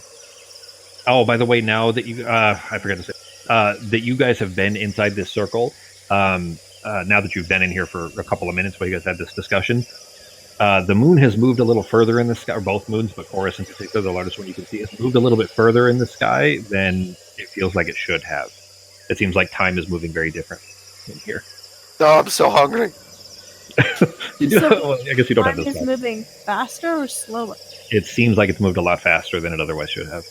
You've only been in here for a couple of minutes, but the moon has the moved at moon's least moved like up. an hour and a half further in the sky. Which isn't good in and of itself. So just keep that in mind that the longer you're in here, the more time is moving out there. Kind of like Interstellar kind of a thing, which you would recognize from being in the dream as well, in Fern Wheel. But she says, okay, on to the next one. This one's a little bit harder. Wait, I have a question. Does that count as a first one round Yeah, one? that was first one. That was round one. Very easy, just to get us started. I'll tell you that the next one's a little bit harder, and the last one's even harder than that. But if you make it through this fast, I mean, you might be out of here in no time. You're doing great. Everybody's doing great. You having fun? Sure. I mean, I got one right, so I'm pretty excited about that. a very confusing situation, but you got dropped in a trivia game and got one right. She says, okay. All right, one of my favorites then. This one's a little harder. So, one night, 4 men sat down to play. They played all night through the break of day. They played for gold and not for fun, with separate scores for everyone. When it came time to square accounts, all men had made quite fair amounts. Can you, the paradox, explain, if no man lost, how all could gain? That was a bit long. Could you just say it one more time? Sure. One more time, and then we start getting penalties. What's a penalty in this game? You may not want to ask. Oh, never mind. In fact, all 4 of you roll a flat D20 for me. The 2 lowest are going to be. Fuck. All right, Pogo, Arteme, and Pogo. The 2 of you notice that you're sitting there on the ground in the middle of the road, and Pogo, your view, like your angle, your height, changes slightly, and it goes up. Arteme, yours goes down slightly. Which is a very odd, thing. Like both of you, like you're shifting vision, like your elevation, where your eyes are, and then you look down at yourself. And Pogo, you are a very hot elven woman, in Arteme's clothes. Nice. And Arteme, you look down, and you're kind of a very boisterous and very flamboyantly dressed halfling man. Ah! This is great. I'm just gonna kind of feel my breasts. I'm gonna. This is fantastic. I bet that feels. Is my voice like Arteme? Yeah, you speak, and you are speaking in Arteme's it's still your this words. Is your crazy. I'm going to smack and take his Sai hands off away from your boob. Yes, and then take Sai off his shoulder to put her in my lap so I can pet her for therapy because this is horrible. She was still on your shoulder. I don't know. This is just being Pogo. I feel so great right now. kind of sleepy, but still feel good. But the 2 of you have switched bodies as far as you can tell. Like you felt your form changed to that. She says, "Okay, I'm going to repeat it again, but pay close attention because this is the last time." Jeez.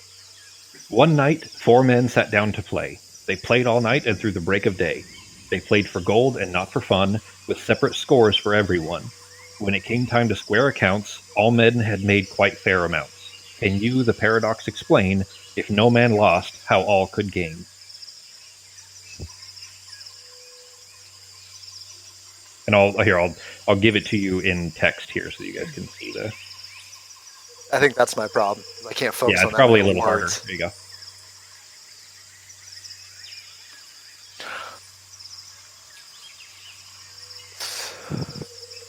Oh, are they play musicians? They're playing instruments.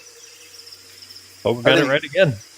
They're playing. I couldn't figure out the square accounts part, and then my brain hit on scores, and for some reason it clicked. All right. Scores. Yeah, she grins and is just giving you a beaming smile. I mean, as Arteme now.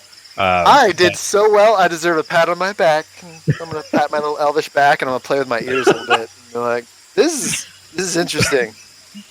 This is an interesting feeling. She says, "I am so proud of you. You figured that one out." Your ears are really sensitive. Are they in erogenous zone? All right, she says, okay, on to the final round now. This one is quite a bit harder, so you may have to think about it for a little while and make sure you don't answer unless you have the right one. And give me a nature check for Arteme.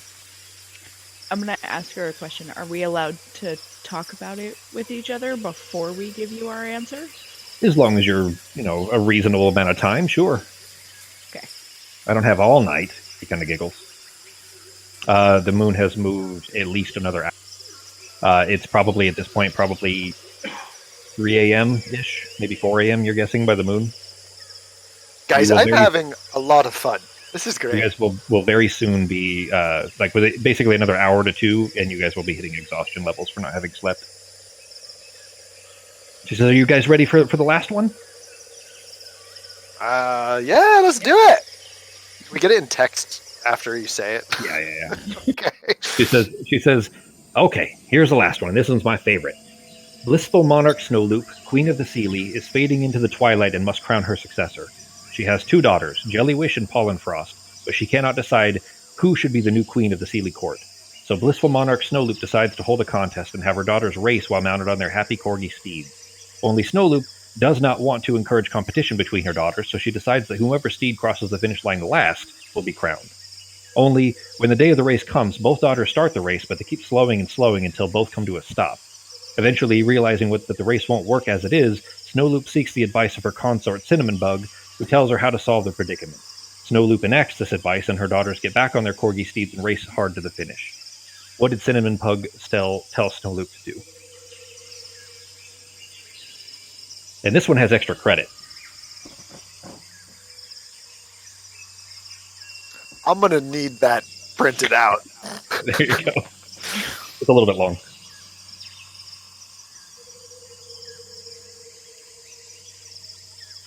Oh, I already had that in here. I could have just clicked that instead. Yeah, I'm going to click it. It might be a little bit easier to read this way because the font's easier. Okay.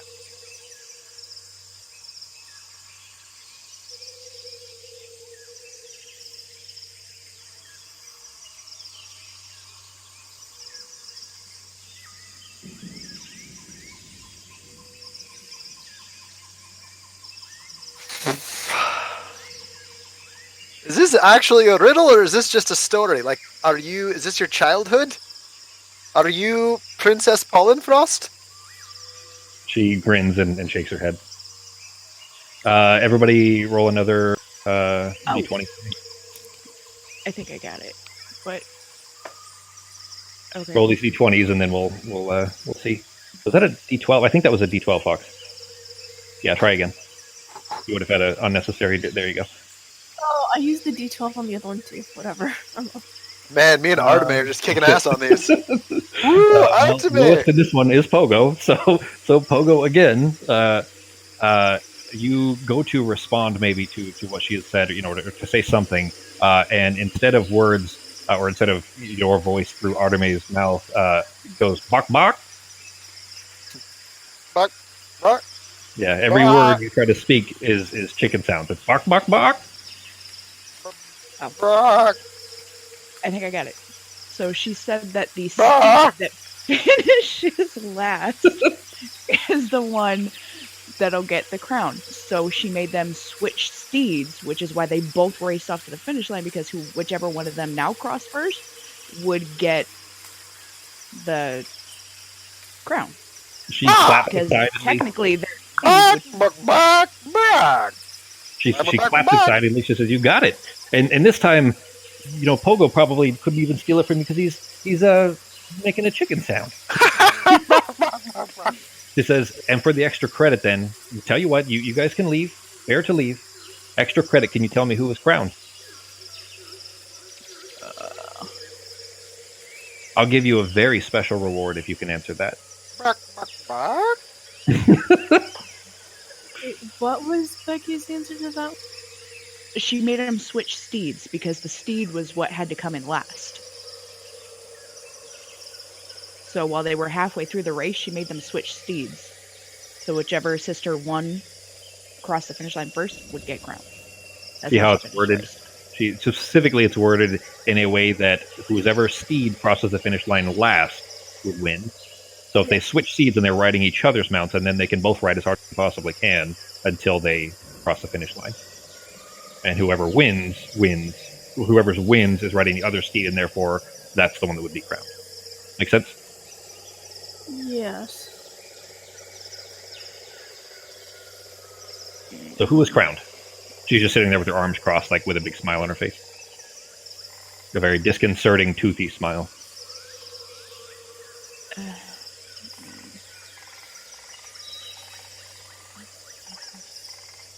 Anybody? It doesn't just have to be the pretty halfling lady here.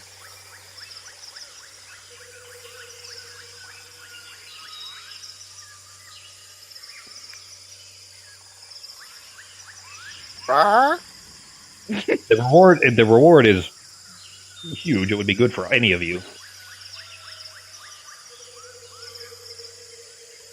The moon is still moving. Arteme, it's gone. It's below the horizon, and the sun is starting to come up. You're all, by the time you leave this circle, you'll be with 1 point of exhaustion. 2 for Sarah, because she already had 1. Shit. You guys can still sleep, of course. Just that's where it'll be.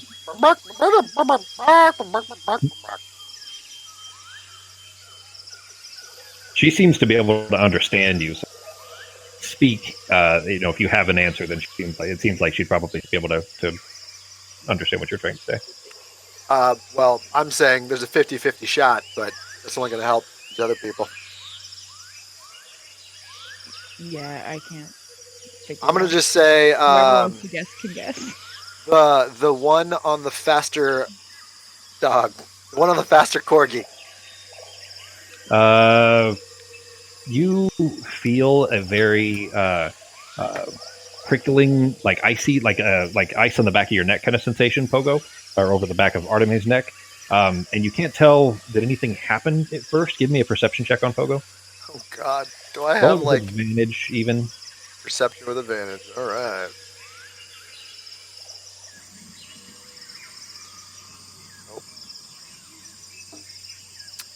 Nope. What? Are you fucking kidding me? With advantage, you rolled a 1 and a 7, I think. Oh, I thought it was a 1 and a 1. I was still reading the riddle. Yeah. You can just look by the math that it ended with an 8 after a +1. So, anyways, you can't. You don't see what's happening, but you definitely felt like something happened. Oh, you now have like pretty much every negative effect has hit you except for Noark's beard. Do we see anything happen? Give me perception checks on the other 3 of you, I guess. Okay, wasn't there a part where one of the girls didn't want to, or they were slower to get onto their mount? Well, they were specifically riding slow because they needed to be the last one to be crowned. Nork got a natural 20, and Sarah got a natural 1. So you actually had Becky. You had a -1 total because you had a 1 -2 from your lingering injury for a total of -1 with Norok's natural 20. Your eyeballs actually fell out of your fucking head. Norok, you're up a little bit higher, of course. Just from your own height when you're sitting down, looking down at the ground. In the road around you, you notice this just tiny itty bitty little bits of movement all the way around. And just you can see pretty well at night, of course, from having been a hunter for so long. And looking around, you see snails in all directions. You just see one here and one over there, and one 8 feet this direction, and one behind you by 15 feet, and they're all slowly moving towards Pogo.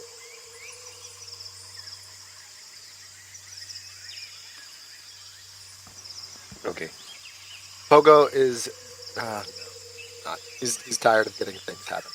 You're just gonna stay silent now?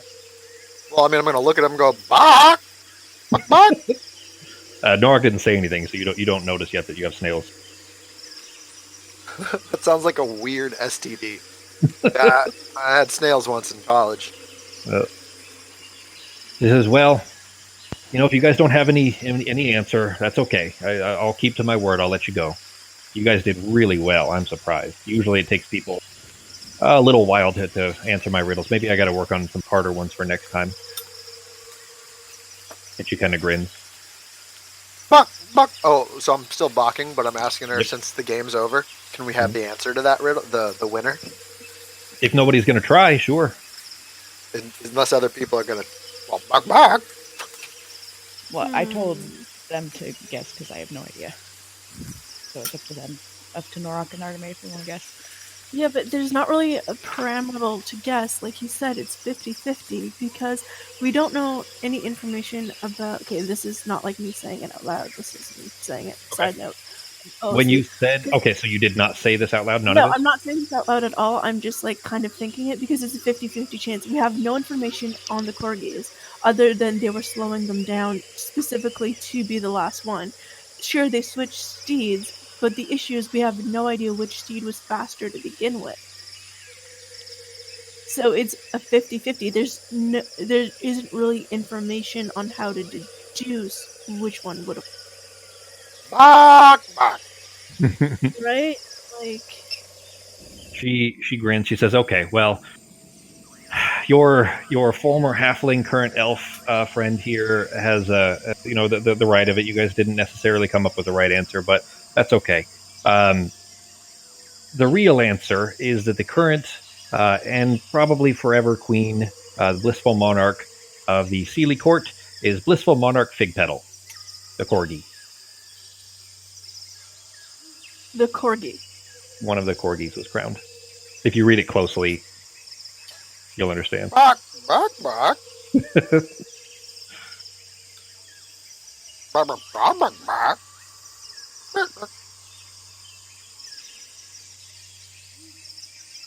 And I'm gonna point up at the sky and just be like, buck, buck, buck. She says, "Well," and she kind of claps and then. Okay, so worded careful. So the wording is literal. The mount is going to be crowned. Correct. The Sealy Court crowned a corgi as their queen. Oh my gosh! It's actual literal. Riddles aren't normally literal. That's what made it tricky. That was the point. I gave you 2 riddles and then one that was a very literal story. I like that I was still close in my buck, buck form. Like specific of the reason that I was asking. Didn't I even word it? Didn't I even word it the fastest corgi? Yeah. I didn't even say the rider. I just said the fastest corgi. Yeah. I'm actually surprised. What would have worded it to be the correct answer? Is there even an option? Oh, you wouldn't have needed. You would have said one of the corgis or one of the mounts. But the fastest corgi. Yeah, that would have been fine. That's what I said. I love it. It was the corgi. No, wait. The one to cross the finish line. Last is the one to be crowned, so it would have been. Yeah, it would have been the last of the 2, the slower corgi. Yeah. Oh, I get it now. Oh my gosh. Okay, that is way too literal. Jeez, and I'm normally literal. I thought it was funny, so I got a chuckle out of it. But she's kind of claps, and then she starts to stand up, kind of smacks her hands on her knees, stands up. She says, "I will keep to my word. You may leave." And I'm going to say in Bok language. Oh wait, no, I don't remember that. So I don't even remember the shot of fireball thing. You have no idea what's happened for the last 24 hours. I am going to ask if we're going to be changed back as soon as we leave. She smirks. She says, "I mean, no? What fun would that be? The whole point was to have fun. I mean, it'll probably get better eventually, but I mean," she just kind of shrugged. I'm going to glare at her and tell her I will kill her if she does not swap me back. I don't even have that kind of power. I mean, that kind of power, you'd have to go see Figpetal for that. Eventually being how long exactly? Time is a weird thing to me. I don't know. In my Bok language, can I tell her it can be like Bok, Bok, Bok, Bok, Bok, Bok, Bok? What I'm actually saying is, tell you what, you change us back now, and in 1 year, I will play another game with you. Let's make a pact. That is a very tempting offer, man. Come on. Let me I guess I would persuade say medium height woman. Let me persuade her with my bok bok bok bok bok bok bok. So I would let you actually roll for it, but she literally doesn't have the power to do so, as she said. Fuck. She was telling the truth. These are so Artemis would have some familiarity with this, of course, but fey creatures are extremely mischievous, and games and fun are pretty much all they're about, and they have very consequences. Basically, are usually permanent, but oftentimes malicious, unintentionally malicious, I guess. Hence Bark, the bark, bark. double-edged sword. Yeah, Bark, bark, bark, bark. that is their Bark, sacred. bark, bark, bark. Is their oddness. And where would we find this person that would help us change him back? Blissful Monarch Fig Petal? I just told you. She's Queen of the Sealy Court. And how do we get to the Sealy Court? It's another dimension. And She points at Pogo, which is really Arteme. Bark, She bark, points bark, at Pogo bark. and says, she can probably tell you. It's really, her more purview, I guess. I can go and come and go as I choose, but as for getting there in your mortal forms, that's really kind of her area, I would guess. Except getting there isn't easy. It'll probably wear off. Bark! And I'm going to point up at the sky and be like, bark, bark! Oh, the moon, it's like it's past passing on. dawn. It's probably like, at this point, it's probably like 7:30, 8 a.m. Is it still moving fast? Can we tell? Yeah, Yes, it Yeah. is. Bark, Okay, bark, I'm gonna bark. glare at the pixie and tell her that she's gonna go to the monarch to put in a request, or I will trap her in this You'll do what? You'll trap her in what? in her. Because she can move freely unless she's trapped, which I could easily trap her into size body. And then she wouldn't be able to leave or play games.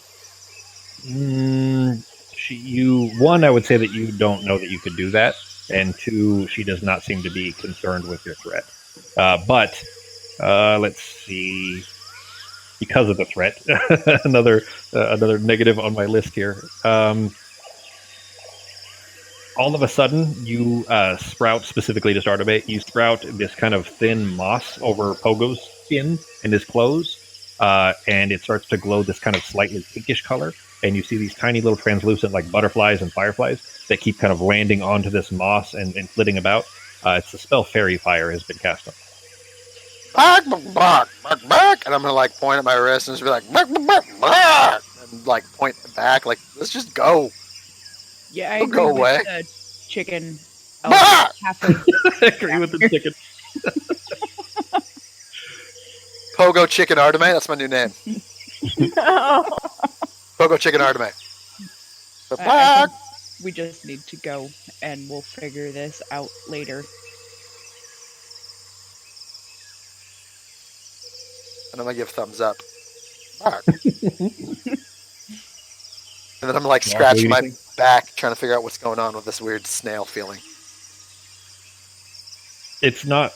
Oh, this. Okay, yeah. That the feeling disappeared. That didn't stay. That was just as the spell was being cast on you. That was you felt this kind of trickling feeling. But now I would say that looking down, you do see, because you're all presumably you stood up when she did too. But looking around, you do see that snails seem to be kind of condensing on your position. Okay, so wait, she cast Fairy Fire on me? Yeah.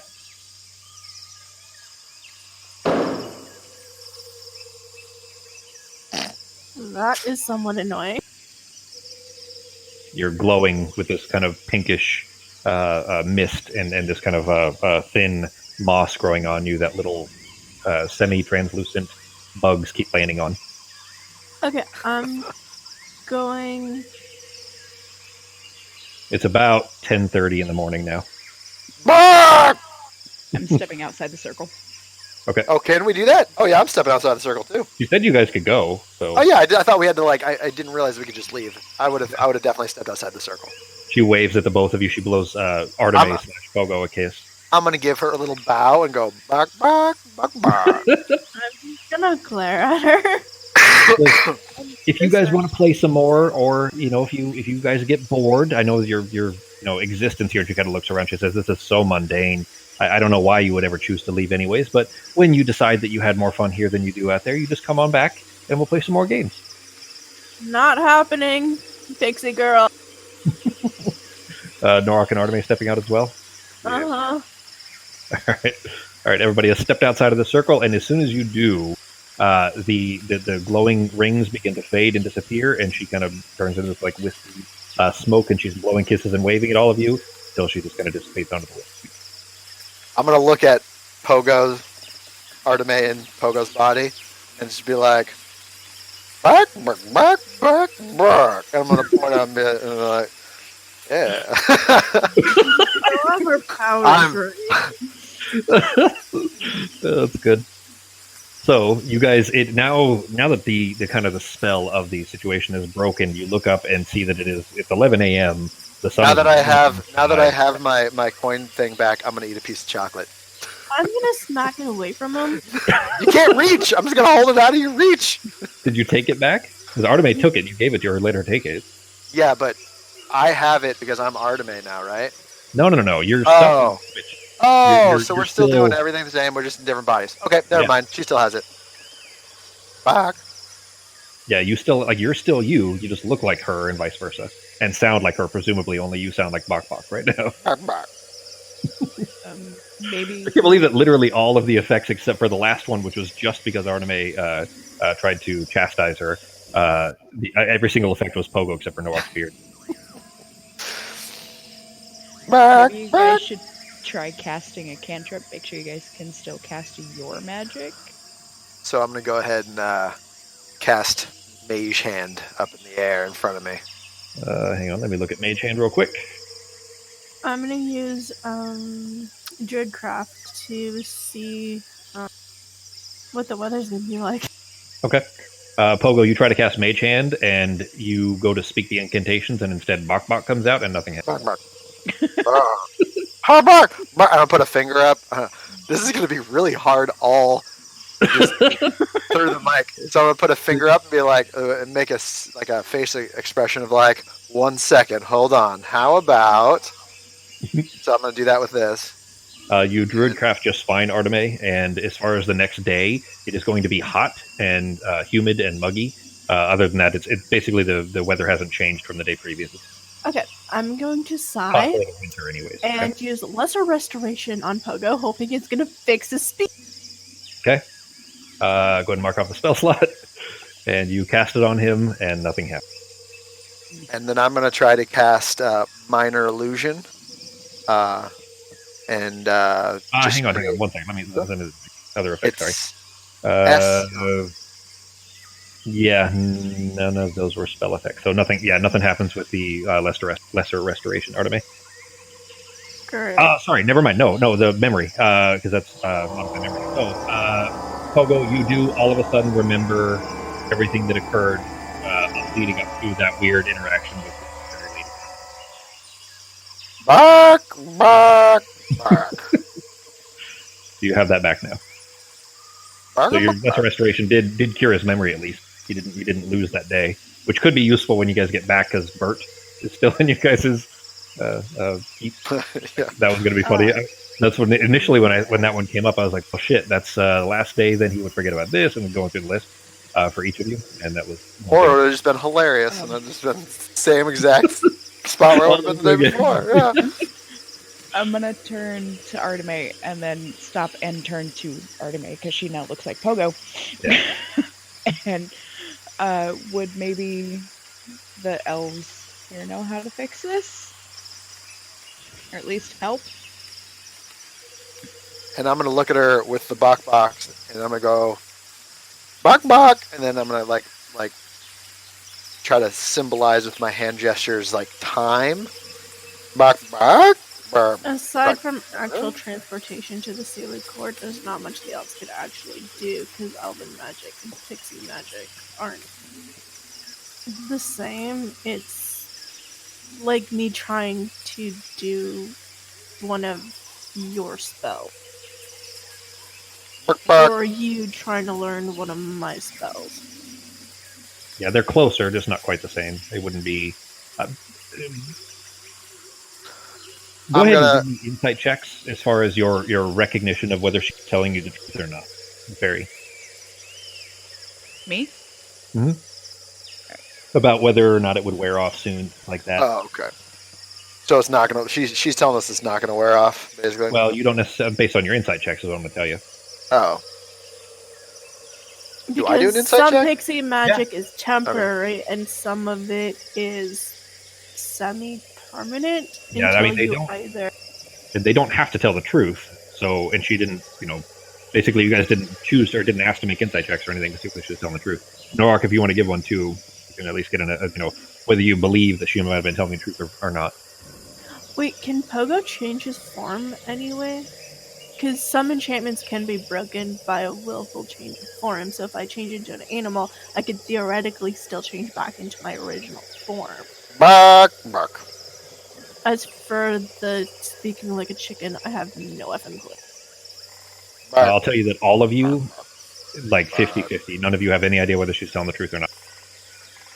It's hard to tell with pixies even when they are telling the truth because they're not always telling the whole truth, or they're telling a part of the truth while omitting other details, which is what makes them so tricky and annoying to Bark, bark, bark, bark. And I'm gonna put my hands like up under my head, like making a pillow gesture, and be like bark, bark, bark, bark, and then maybe some you guys are like pretty hand heavily to my exhausted. hand to my mouth, and I'm very hungry and I'm very sleepy, and bark, bark, bark, bark, bark, bark, bark, bark, and then do a hand gesture maybe to wait until morning, and then rediscuss this. You mean wait till evening? Like it's almost noon. Oh. It's like Yeah, wait. We need to break.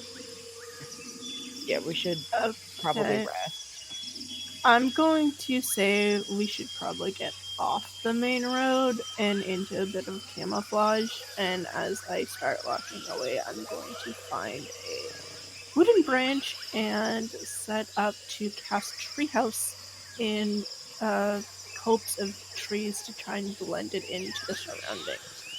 Okay. Then you, no. I would like to help. The branch. I would like to help find either the stick or a place for the, like, we're moving as a group. I'm just gonna help try to find like a good spot, look around, and see if I can see anything safer. Okay.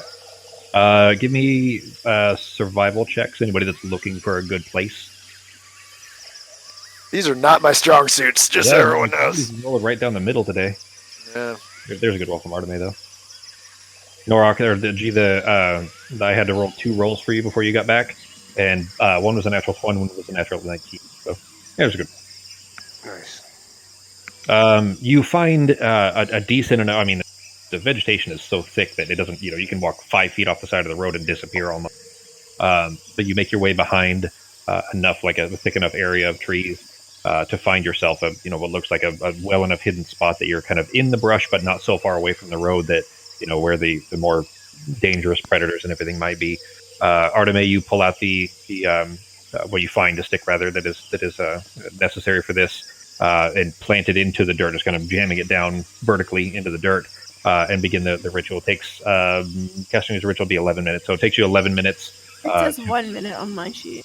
It's 1 minute for the regular cast if you use a spell slot. If you're going to cast it as a ritual, it's plus 10 minutes is how rituals work. So it'd be 11 minutes. Okay. Can you add that to this so I know? Well, that's how all rituals work. So any ritual is always 10 minutes plus the casting time. So gotcha. Okay. If you're only ever going to cast this as a ritual, then it would always be 11 minutes. But if you ever wanted to cast it using a spell slot, with level 3 spell slot, but you could cast it in 1 minute that way. So if it was if you guys are trying to run and you guys are protecting Arteme for 1 minute while she gets this spell off kind of a thing, that's when you would use it as 1 minute, if that makes sense. Gotcha, okay. Yeah. I can put it in the notes there for you just as a reminder to cast as a ritual that way. Please. But sure. So you see them gathered around Arteme there as the sun is approaching noon. She begins the ritual around this, and you see the branch, this kind of broken branch that she's shoved into the dirt, begin to sprout and then grow as a regular tree would, very, very rapidly over the span of this 10 minutes until it grows about a 10-foot tall tree that is topped in this kind of glowing sphere. And all of you can see it from the outside. This kind of semi-translucent sphere you can just barely see inside. Not enough to actually really see much, but the sun behind it, basically.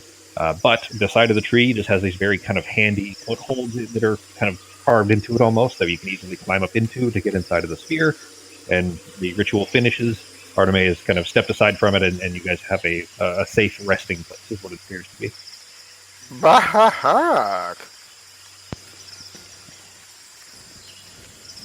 So I'm going to go ahead and start climbing up into this thing.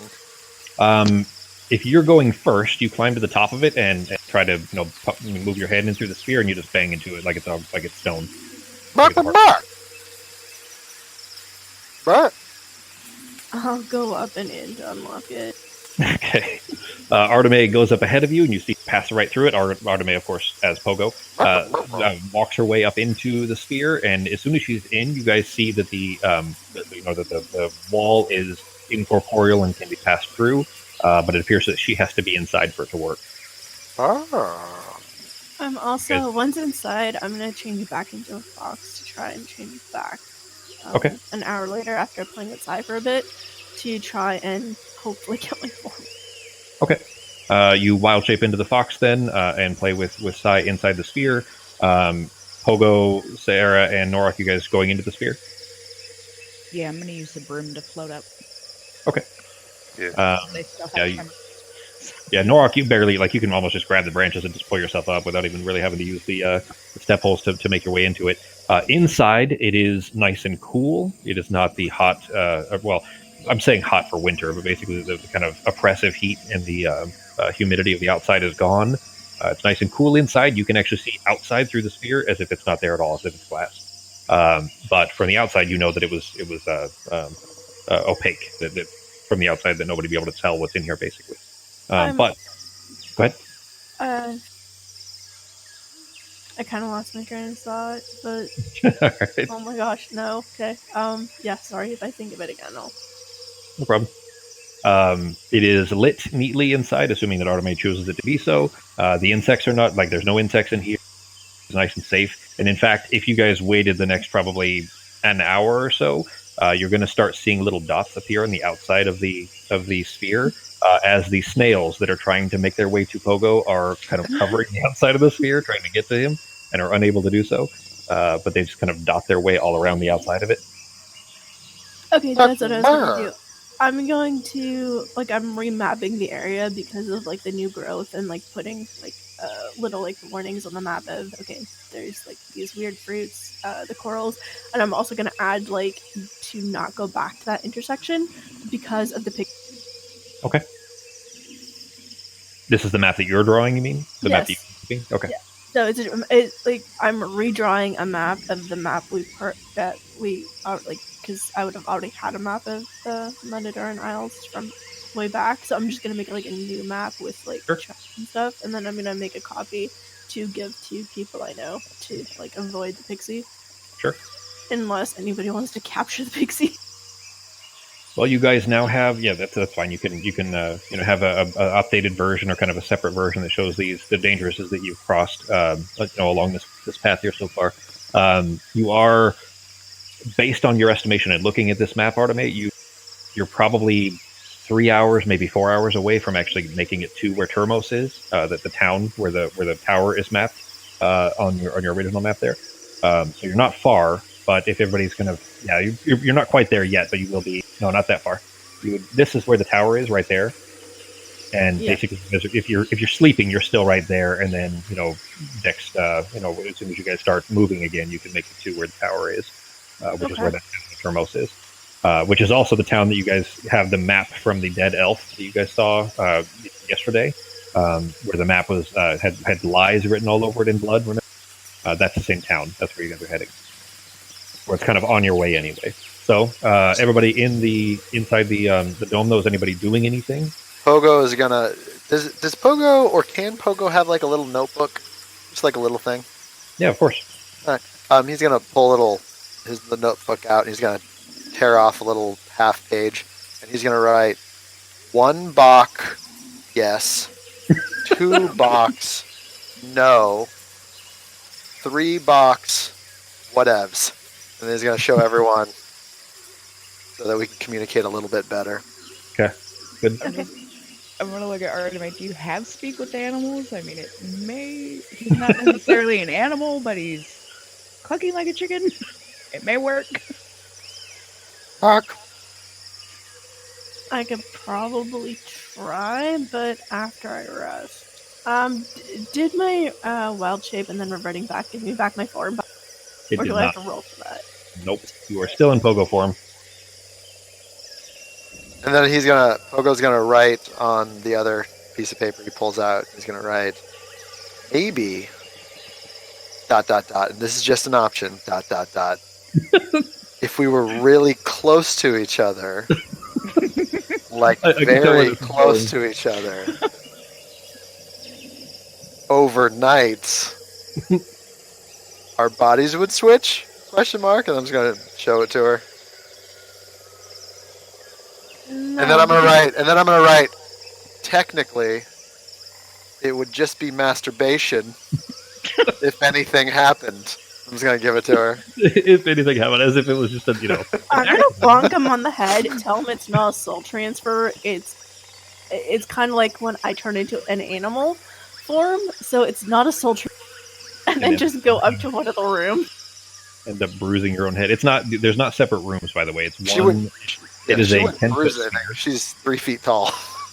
Yeah, it's true. And she has a -7 Yeah. modifier right now, or -2 rather. There isn't rooms though. It's basically a big dome on top of a kind of a flat spot on this tree that you've built. The dome is 10 foot in diameter. It's all in the spell description. But it's a sphere that's surrounding this, so you guys have room to get up and move around, but only a little. It's mostly, just kind of room for a safe place to be able to sleep. But it's not like the mansion or anything like that. Okay, so house is it's not actually a house. It's more Yeah, okay. yeah. It's like tree house. I mean, like a small tree house would be, not a house. Okay, So gotcha. 10 foot diameter, immovable sphere of force around a comfortable flat wooded area. Spell ends if you leave. So Artemis, if you try to leave the sphere, it'll drop for everybody.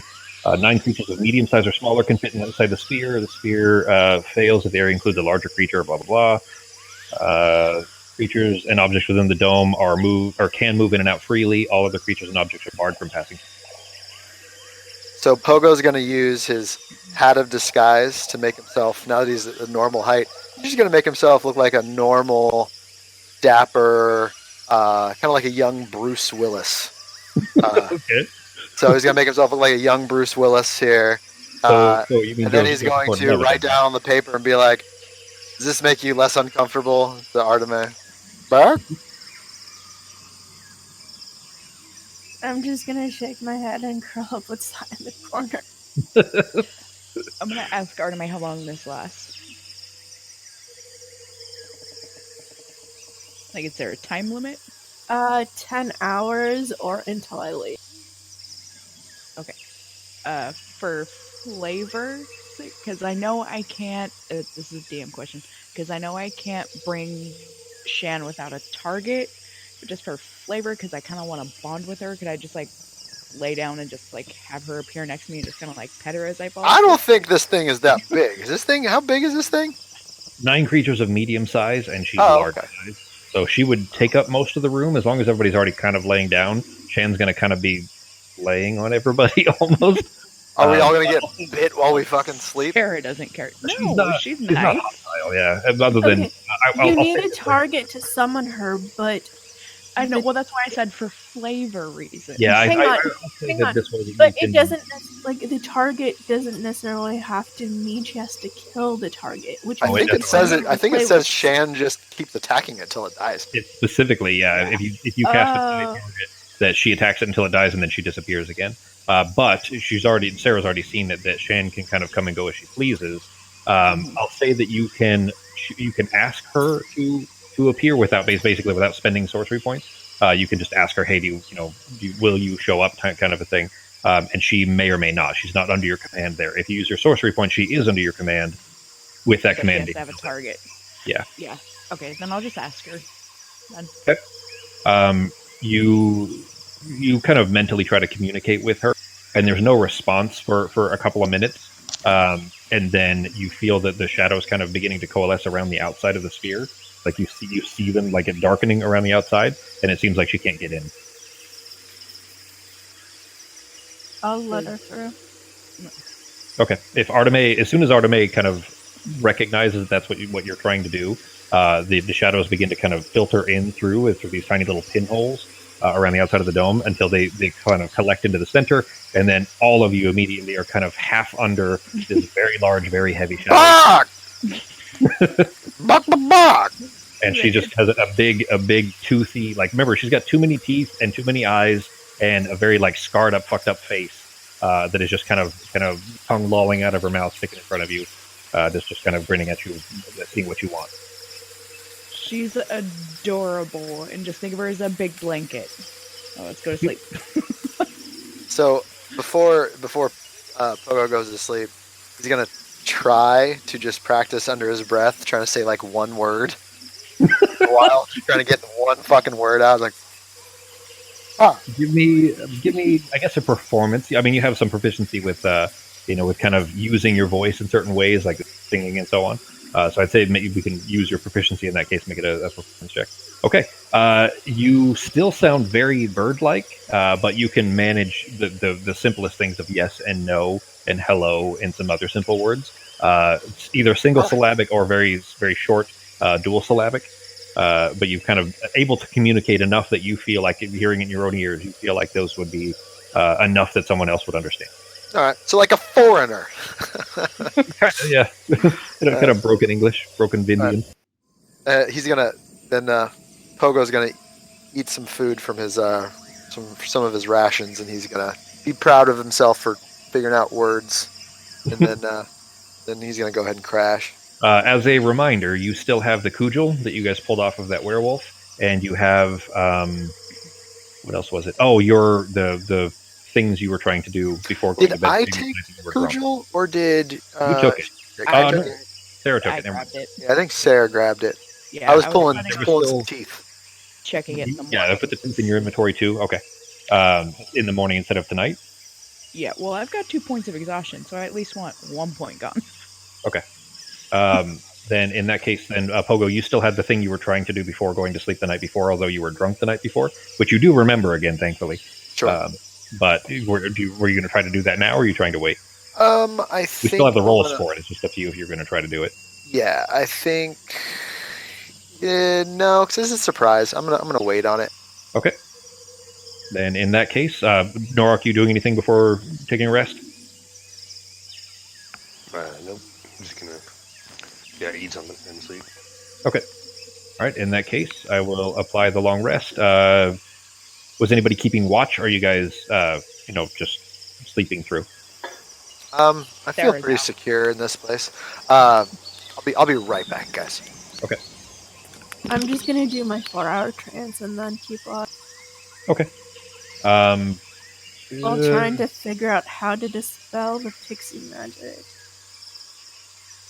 In the middle of the night, let's see. Roll a d20 for me, Fox. Do I have any kind of like reference for pixies? Like I know what pixies are and like where they come from, but do I have like any references on their magic? Like any books or anything I could, or would I have to pick one up? Yeah, it's not something you would just have on you. Your familiarity with them is that essentially what you guys looked there, of course, was that they're extremely mischievous, not necessarily trying to hurt anybody, but their games can very much have very negative consequences, insofar as death, very easily. And that's not a concern for them at all. That's still very much within the realms of just being a game to them. But it's not necessarily intentionally harmful, but it can be unintentional, I think. But yeah, as far as To them, it's just a game. Whether you live or die is part of the game. Yeah, exactly. Kind and of thing. it's all worth playing regardless to them. So as far as their source for their magic, it's kind of similar to where you get yours. It would be a connected rill, but not. So do you guys understand what the word rill is? Do you know what that means? No. Yes. So It's where your magic comes from, right? Yeah, Like but a it's rill. source. But yes, but the actual word rill It's is a what word. plants crave. It's electrolytes. Yeah. A rill is a stream. But what it's are like a small electrolytes? They're what plants crave. Yeah. So a rill, though, is a kind of a stream, like a river. So think of it like where the Fey world is, that the magic of where theirs comes from, is a tributary. Think of it as like a connected, a smaller stream that is connected to, but not necessarily directly. It's not the entire same stream, but a connected stream. If that makes sense. Yes. So it's not. So it's basically a stream crossing another, but they're not necessarily touching. They're just overlapping. Or they're not overlapped, but they touch. Is probably how you'd say that. Like there are parts at which they might connect in a tributary, in a like an estuary or a swampy area, but they're not overlapped. It's not the same river. Okay. I feel like I've been crossing streams wrong this entire time. But in the middle of the night, Arteme, you're the only one that's conscious for this. To see this, there you see a group of probably 6 or 8 or so lumps that are moving across the ground outside. You guys are up in this tree. They're not moving near the tree. They're just kind of moving along the road outside of it. And they look like very large beetles, kind of. In fact, I have a VA because you guys didn't roll on this table. This would be kind of an encounter that you guys essentially avoided because you're in here instead of in a place that they could potentially see or get to you. Here they are. Looking like this. And it looks like a family of these things. There's 2 very large ones in the front, and then 4 to 6 maybe smaller ones that are moving along behind them. You can see these kind of lumps that are moving in the still bright daylight because it's still middle of the day as you guys are trying to sleep through. I cannot hear the word lumps and not think of Black Eyed Peas. These are a little less attractive. My Wrong lovely kind of lady lumps. Check them out. They're like these big beetles with massive antenna sticking out from the front of them. They are not natural to this. Like you've never seen one before, and they definitely don't belong. They seem like they could be an invasive species, maybe, but they're certainly not from the Monodoran Isles. Okay, so they might be something that came, like, that ended up here from what was it? The incident thing. The eyelash thing? From the Vine Lash? That's Yeah, what it is. Flash, that's what it is. I was thinking Vaster Edition, but then I'm like, no, that's way past. It was something else. But I'm No, like, the Vaster Edition was last year. The Vine Lash happened 9 years ago. okay. So the Vaster Edition is when you guys learned about all of that. The Vine Lash, when Nivara, Becky's old character, when she dropped it, that's when it wiped out these islands. Okay, so it could be something that got here from then. Yeah, and That you've noticed that seems to be a trend. Is that a lot of the plant species here aren't right? The coral being on the land is not right. That doesn't belong up here. A lot of the kind of the fungal species, basically a lot of the life around you is not what it's supposed to be. Okay. So I'll And just the stuff that is supposed to be here is modified. Like it is diseased or isn't as healthy as it's supposed to be. Yeah, because the other stuff is interfering and killing it, basically. Though Yeah. there's knowing how to fix it and seeing the problem are 2 different things. So I'm just gonna put a note of like the weird beetle thing and on the map, and then put a note of like the directions they're headed, and make a note to try to ask some of the people who still. Sure. So you guys all finish your rest. So whatever abilities you had that would recover are all back. The exhaustion that it was affecting everybody. Sarah, you still have the tremors in your hands, but they feel a little less than they had been the day previous. You have 1 day left, or basically a long rest takes away 1 day. So, long rest takes away 1 day, and restoration takes away 1 day. So you still have 1 day left on that. I just changed it for you. And I'm just putting it out there. Nivara was a horrible druid. Horrible. She killed a lot of innocent people, including children. Hey, they were fake children. You didn't think so at the time. Anyway, but you guys all wake in the dark vision has fallen, of course, because that's been too long now. But it is still daylight. So you went to sleep. It's about, actually, no, sorry. It is nighttime again. It is 8 p.m. on Friday now. But you guys all awake. Shan is still kind of snoring there very loudly. I would say that there's probably a good-sized puddle of drool under where her face is at this point. Mage armor has fallen, and that is about it. So, what are you guys doing? I'm going to try to figure out what that thing was. The cudgel? Yeah, that. I'm Okay. going to identify. All right. You grab the feather and the little glass bauble, holding the glass bauble against the cudgel, just setting it on the floor of this little treehouse area that Artemis has built for you. You still have a little while before it will close. And you, with the feather, start kind of writing into this air. It's not really, you don't need to write on anything. It's not like a quill. You're just kind of writing in air. What its effects might be, go ahead and make the roll. Give me an Arcana check. There you go. Yeah. So you managed to pull the details from it. I put it on Pogo thinking that he had grabbed it. I forgot Sarah had. I will drop it instead on Sarah. I would also make Sarah another salve because the other one I would have made her would have expired. Okay. Well, her while arm she's still doing that, you hurting? can do that at the same time. Sarah, if you check your arm, it's the same as it was yesterday. It has not grown any further. I'm just gonna tell her thank you. And the itching is mostly stopped right now as well.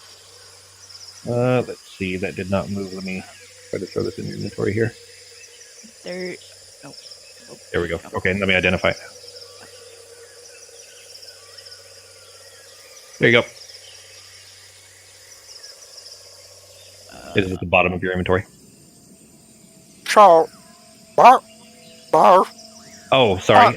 For that, let's see here. The list has that's permanent. That's permanent. That sounds terrible. That's permanent. There are 4 things that were not permanent out of that. I won't tell you which ones they are. Sure. One of you roll a d4. Whoever decide first who's going to do it. One of you rolls a d4, and that item has, or that problem has faded. The Arteme, the glowing moss that you had on your Pogo skin, has faded. Okay. Well, Pogo already rolled it. It was a d4. Yep. So Oh. Pogo rolled it first, which the fairy fire has gone off of your skin, but you still look like Pogo when you wake up. Okay. Bark. So as Pogo looks at Seraphina is playing around with the cudgel, he's gonna go up to her and say, "Bark, bark, bark."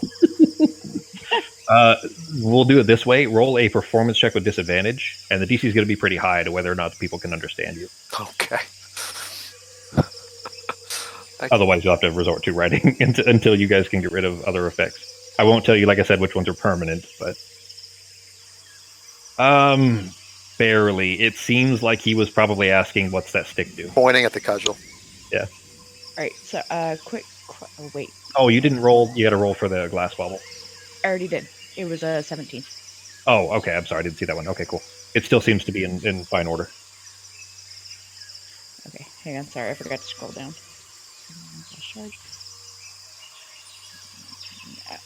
Okay, so this wand has 7 charges. While holding it, you can use an action to expend 1 or more of its charges to cast the magic missile spell.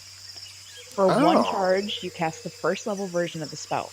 You can increase the spell slot level by 1 for each additional charge you expend. The wand regains 1d3 plus 1 expended charges daily at dawn. If you expend the wand's last charge, roll a d6. On a 1, the wand crumbles into ash and is destroyed. Oh no! And it does not require attunement, so anybody can have this, and you can hand it around if you wanted to. So And remember, magic missiles automatically hit. So I'm gonna hold it up and say who wants it. I'm gonna write down. Give it to Norok so he can light some bitches up from afar if he needs to. Or can he throw his weapon? He can throw his weapon, huh? he can, and it does good damage. But it's still, it's something that whoever's carrying it obviously is the only one that can use it. But since it doesn't require attunement, you can always pass it around to whoever needs it a little more. Well, I don't need it. I got. I'll write down. I don't really need it. It's cool. It's super cool, but I don't really need it. And just tell him not to expend all of the charges on it. So It is 120 foot range. That's a lot farther than his action. That's really good. Yeah. That way he's got some option. And magic missiles are guaranteed to hit. Yeah, thank you. It's like the Crush third it. word I've heard Ben say. Yeah. But I'm gonna write it down. Like Don't fucking break it. Lenny from Mice and Men, like he just accidentally crushes things. like right now. Like he gets handed to him, just oh Don't give me any rabbits. yeah. All right, I put it on your inventory sheet, G. I'll put the item for magic missile in there for you too. And Pogo is gonna put his little notebook in his pocket, or his pocket in Artemis' body, disguised as a young Bruce Willis. Yeah.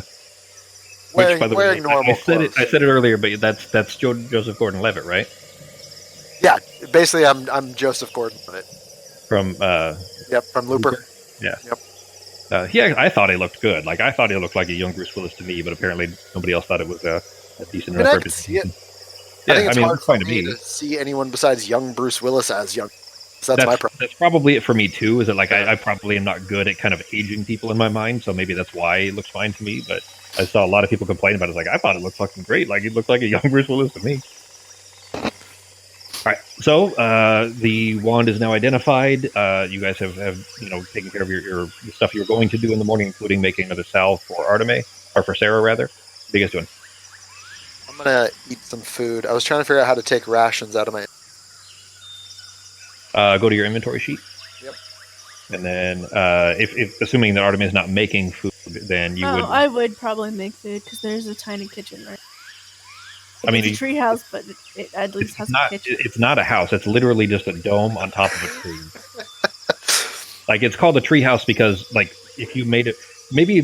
By the way, what kind of tree houses have kitchens? Yeah, exactly. That's what I'm saying. Like, I don't think maybe in Canada it's too cold for tree houses, but tree houses here is like a thing that like a dad might make for kids type of thing.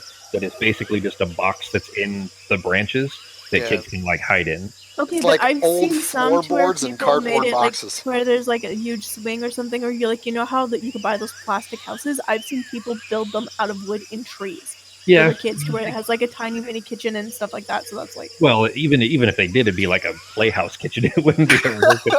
that is true. So Do we have like an easy make oven? Like a light bulb. Yeah, there you go. Magical light bulb that takes 3 days to make some brownies. Yeah, exactly. Make some awful brownies. There you go.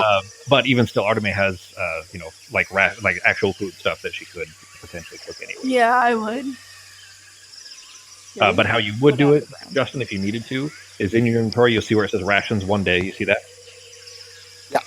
There's a 5 to the left of it. You would just change it to a 4. The one on the left is a quantity. Oh. I'm going to leave it at 4 because I ate a little bit some other time. I mean, Arteme, that's fine, yeah. All right, then, so Arteme is cooked for everybody. What are you guys doing?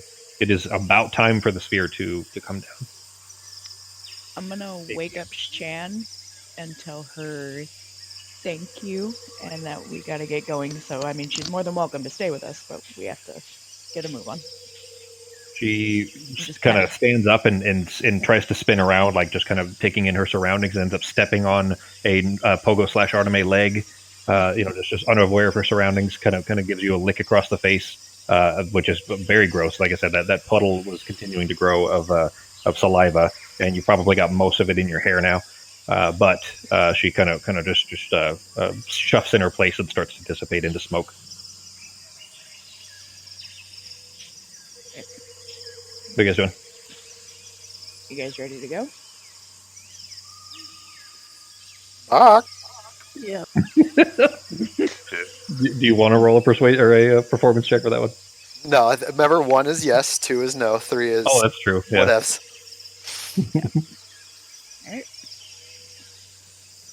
All right, then you guys make your way down the ladder of the tree as the dome begins to dissipate. The tree still remains, basically this weird flat-topped tree in the middle of this jungle, and then make your way back to the road. Ben, I am setting up that wand. No, it doesn't have the effect on there that it needs. I'll fix the wand of magic business for you at some point. It's a stick of stars. I changed the name for it. Yeah, no problem. There you go. And I'll fix the things so that you can cast from it from your actions tab. Anyway, you guys make your way back to the road and begin kind of resuming your way to the southeast. You don't come across much that stands out, but go ahead and everybody give me a survival check. And I'm still walking very carefully. Okay. Although it's dark now and I don't have dark vision, so Yeah, it is dark probably again not now. sure what's Yeah, it's happening. probably 9:30ish at night by now. I'm gonna wave to Seraphina and see if I can get on the broom. Yeah, I'll float down so he can get on there. Okay. So, DM question: my spells that have a verbal component, is that a specific verbal component each time, or can I talk my way through it? No, anything that has a verbal component, you like right now are probably going to fail at casting. You can try. It's just going to basically the same way that you're making those performance checks. It's going to be essentially the same thing to see if you can get like a close enough sound alike in Bach speech. Got it. To mimic the spell. In that case, I will actually make a list of what I say to cast my spells while we're doing it, and I'll try to say like practicing on the broom. Okay. Oh no, I mean, oh yeah, why not? And then I'll start coming up with some things I would actually try to say. I'm gonna write them down and then use them as I go. Okay. So you guys probably very irritated 90 minutes in, hearing Pogo going burk, burk, burk, burk, burk, burk, like making different sounds, trying to emulate what it's supposed to be for the incantation if necessary. Which, over time, of course, would get a little irritating, especially right behind Sarah's head. But trudging the way down the road, what's that? At some point, I would have looked back and been like, "What the hell are you doing?" and I can't write while I'm on the broom. Yeah. So I'm gonna try to be like,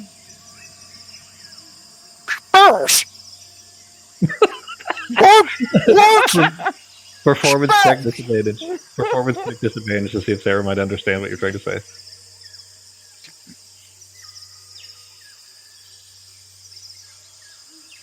He said spells, you think? It's gonna turn around and just keep going. Like, just don't hit me with any of your spells. Okay, as Sarah and Pogo are having this kind of balking argument on the broom, Norok, you look off to the left of the road, which would be on the east side, the coastal side, and there's just a track, and you've noticed this for a while. There's basically a human track, or not human rather, but humanoid, let's say, probably elven, just because they do look a little bit light-footed, and tracking footprints is something you're used to. But the only reason I mention it is because you've seen it on the side of the road for quite some time, and there's no way to tell really how long it's been. You didn't really look at it closely, but eventually this kind of track on the side of the road and kind of the soft muddish dirt on the side there had been shoes, probably elven, for the last 100 yards or so. Maybe somebody had stepped off of the road and had just been walking alongside the road. You don't know.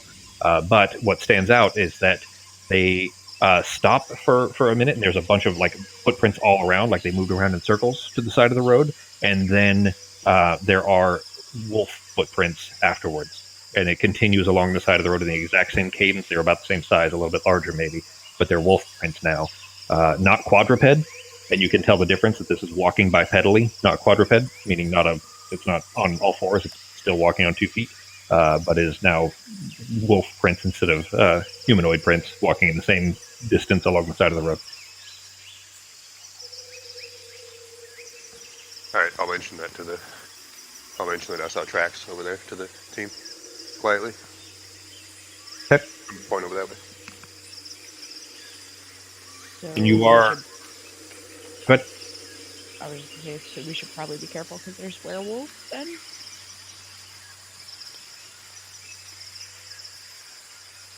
that is what it looks like. Well, we did kill some back at the council warrant, so there would be some in the area. That wouldn't have been the whole pack.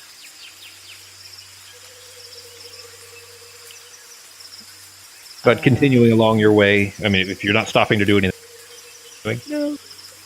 No, Okay. I'm just gonna keep firebolt ready. Okay. It's full dark at this point. There's still, the chorus is still in the sky, so you still have some blue light with a little bit of red. So there's still, enough light to be able to kind of navigate down the road, but the brush on either side is pretty dense and difficult to see through. But Arteme, you know that you are probably about 15, 20 minutes outside of Termos, and you can see light.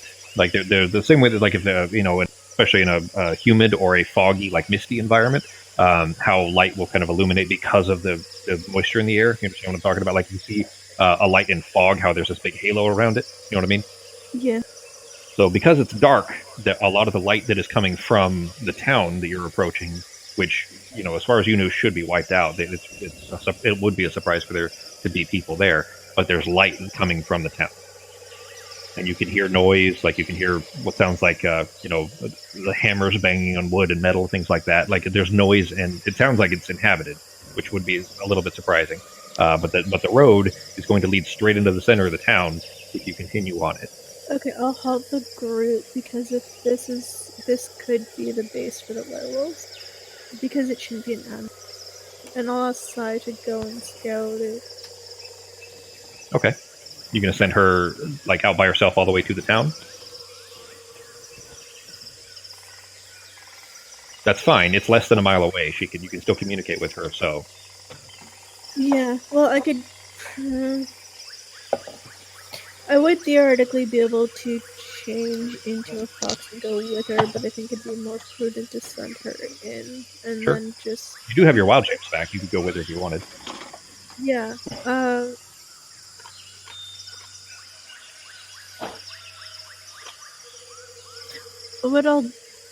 Yeah, I guess I'll do... You're going to go with her? Yeah. Okay. In that case, you shapeshift into a fox to go alongside her. You're able to kind of mix through the brush without really having to, not being slowed down. You actually have an ability that keeps you from being slowed down and hazardous terrain. Is she wearing a cowbell? What's the sound? I think it's Becky or Ben cooking. I think it's Ben cooking. Oh, Sounds like a cowbell. Just kind of. It was. Sure. It was you, Becky? Yeah. Just one little one. Just kidding. Pink. Have to put an exclamation point on it. What are Pogo, Sarah, and Norak doing while Arteme is going out to scout? Because you're standing in the middle of the road, so... If she's going out to scout, then I'm just going to float over towards the side of the road. And Ben just took Rufus potty, so I'm assuming he's going to go with us. Okay. And just kind of stand a few feet off the side of the road. Okay. And I am going to just try to hide because I don't think I can even hold one of my spells. Are you staying on the broom, or are you going to try to jump down? You can... now that we're here... you know what, actually... I'll stay. You can try to camouflage again, because you camouflaged before, but you lost it when you turned into Arteme form. So you can camouflage Arteme form if you wanted. With your disguise. I'll go ahead and we'll do the same thing. I'll make myself. I still keep my Bruce Willis look, but I'm going to do the camouflage cloak on top of that. So okay, nice covering. All right, then you guys kind of standing off to the side of the road, trying to just stay quiet. And waiting while Arteme is scouting. Arteme, you with keeping off of the side of the road, but with Sai, you guys crest a ridge through these tall palm and jawari and gum and rubber trees. You see the remains of the town of Termos, except the ancient tower, which appears to be otherwise fine. The massive tower there seems to be fine, but the town itself is all but obliterated. There's not a single structure that appears unaffected. Like most are just completely wiped out or gone. But the ones that do remain are missing a roof or missing entire walls, things like that. It's basically just a bunch of rubble and this kind of aberrant plant overgrowth that is just wiped out or covered over everything.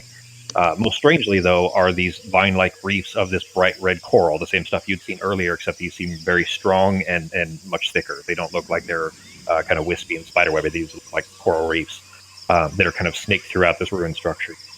But most worrisome is it's well lit because there's torches everywhere. There's like sconce style torches and a couple of fire pits, and you see bipedal humanoid wolves.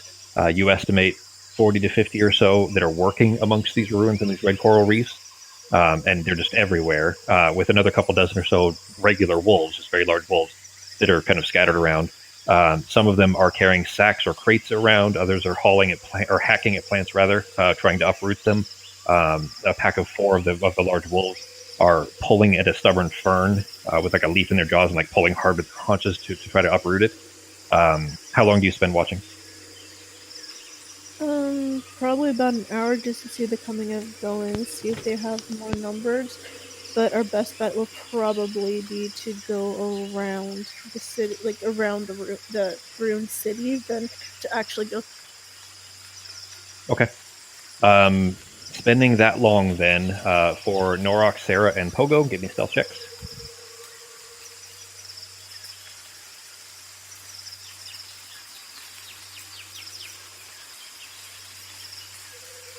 Is Ben back, Becky? Yeah, he's back. Okay. There is the slightest sound of all three of you give me perception checks, and in fact, Artemis, you give me a perception check as well.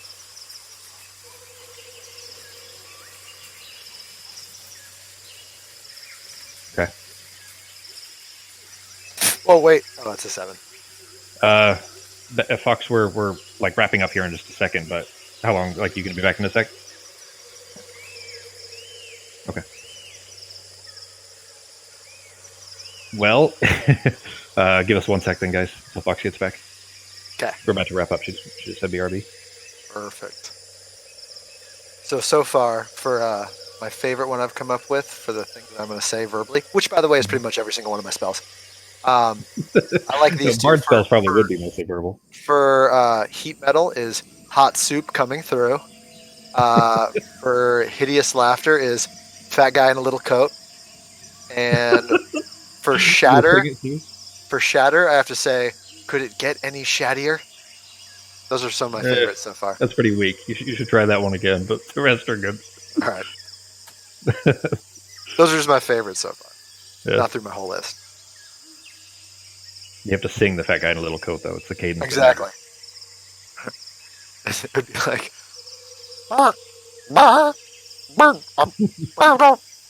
yeah, when you first said it, I thought you were talking about practicing your spells in well, I'm doing that on the broom because my character would have already known like the things he says, but I've never actually made a list. He said both components, so I figured I'd make an actual list. So now I'm gonna have something to say when I'm casting them. Sounds good. I would hope while we're hiding on the side of the road that he was quiet. No, I'm quiet now, but this is out of. This was during the road.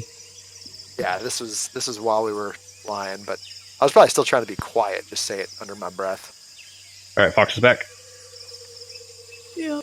Okay.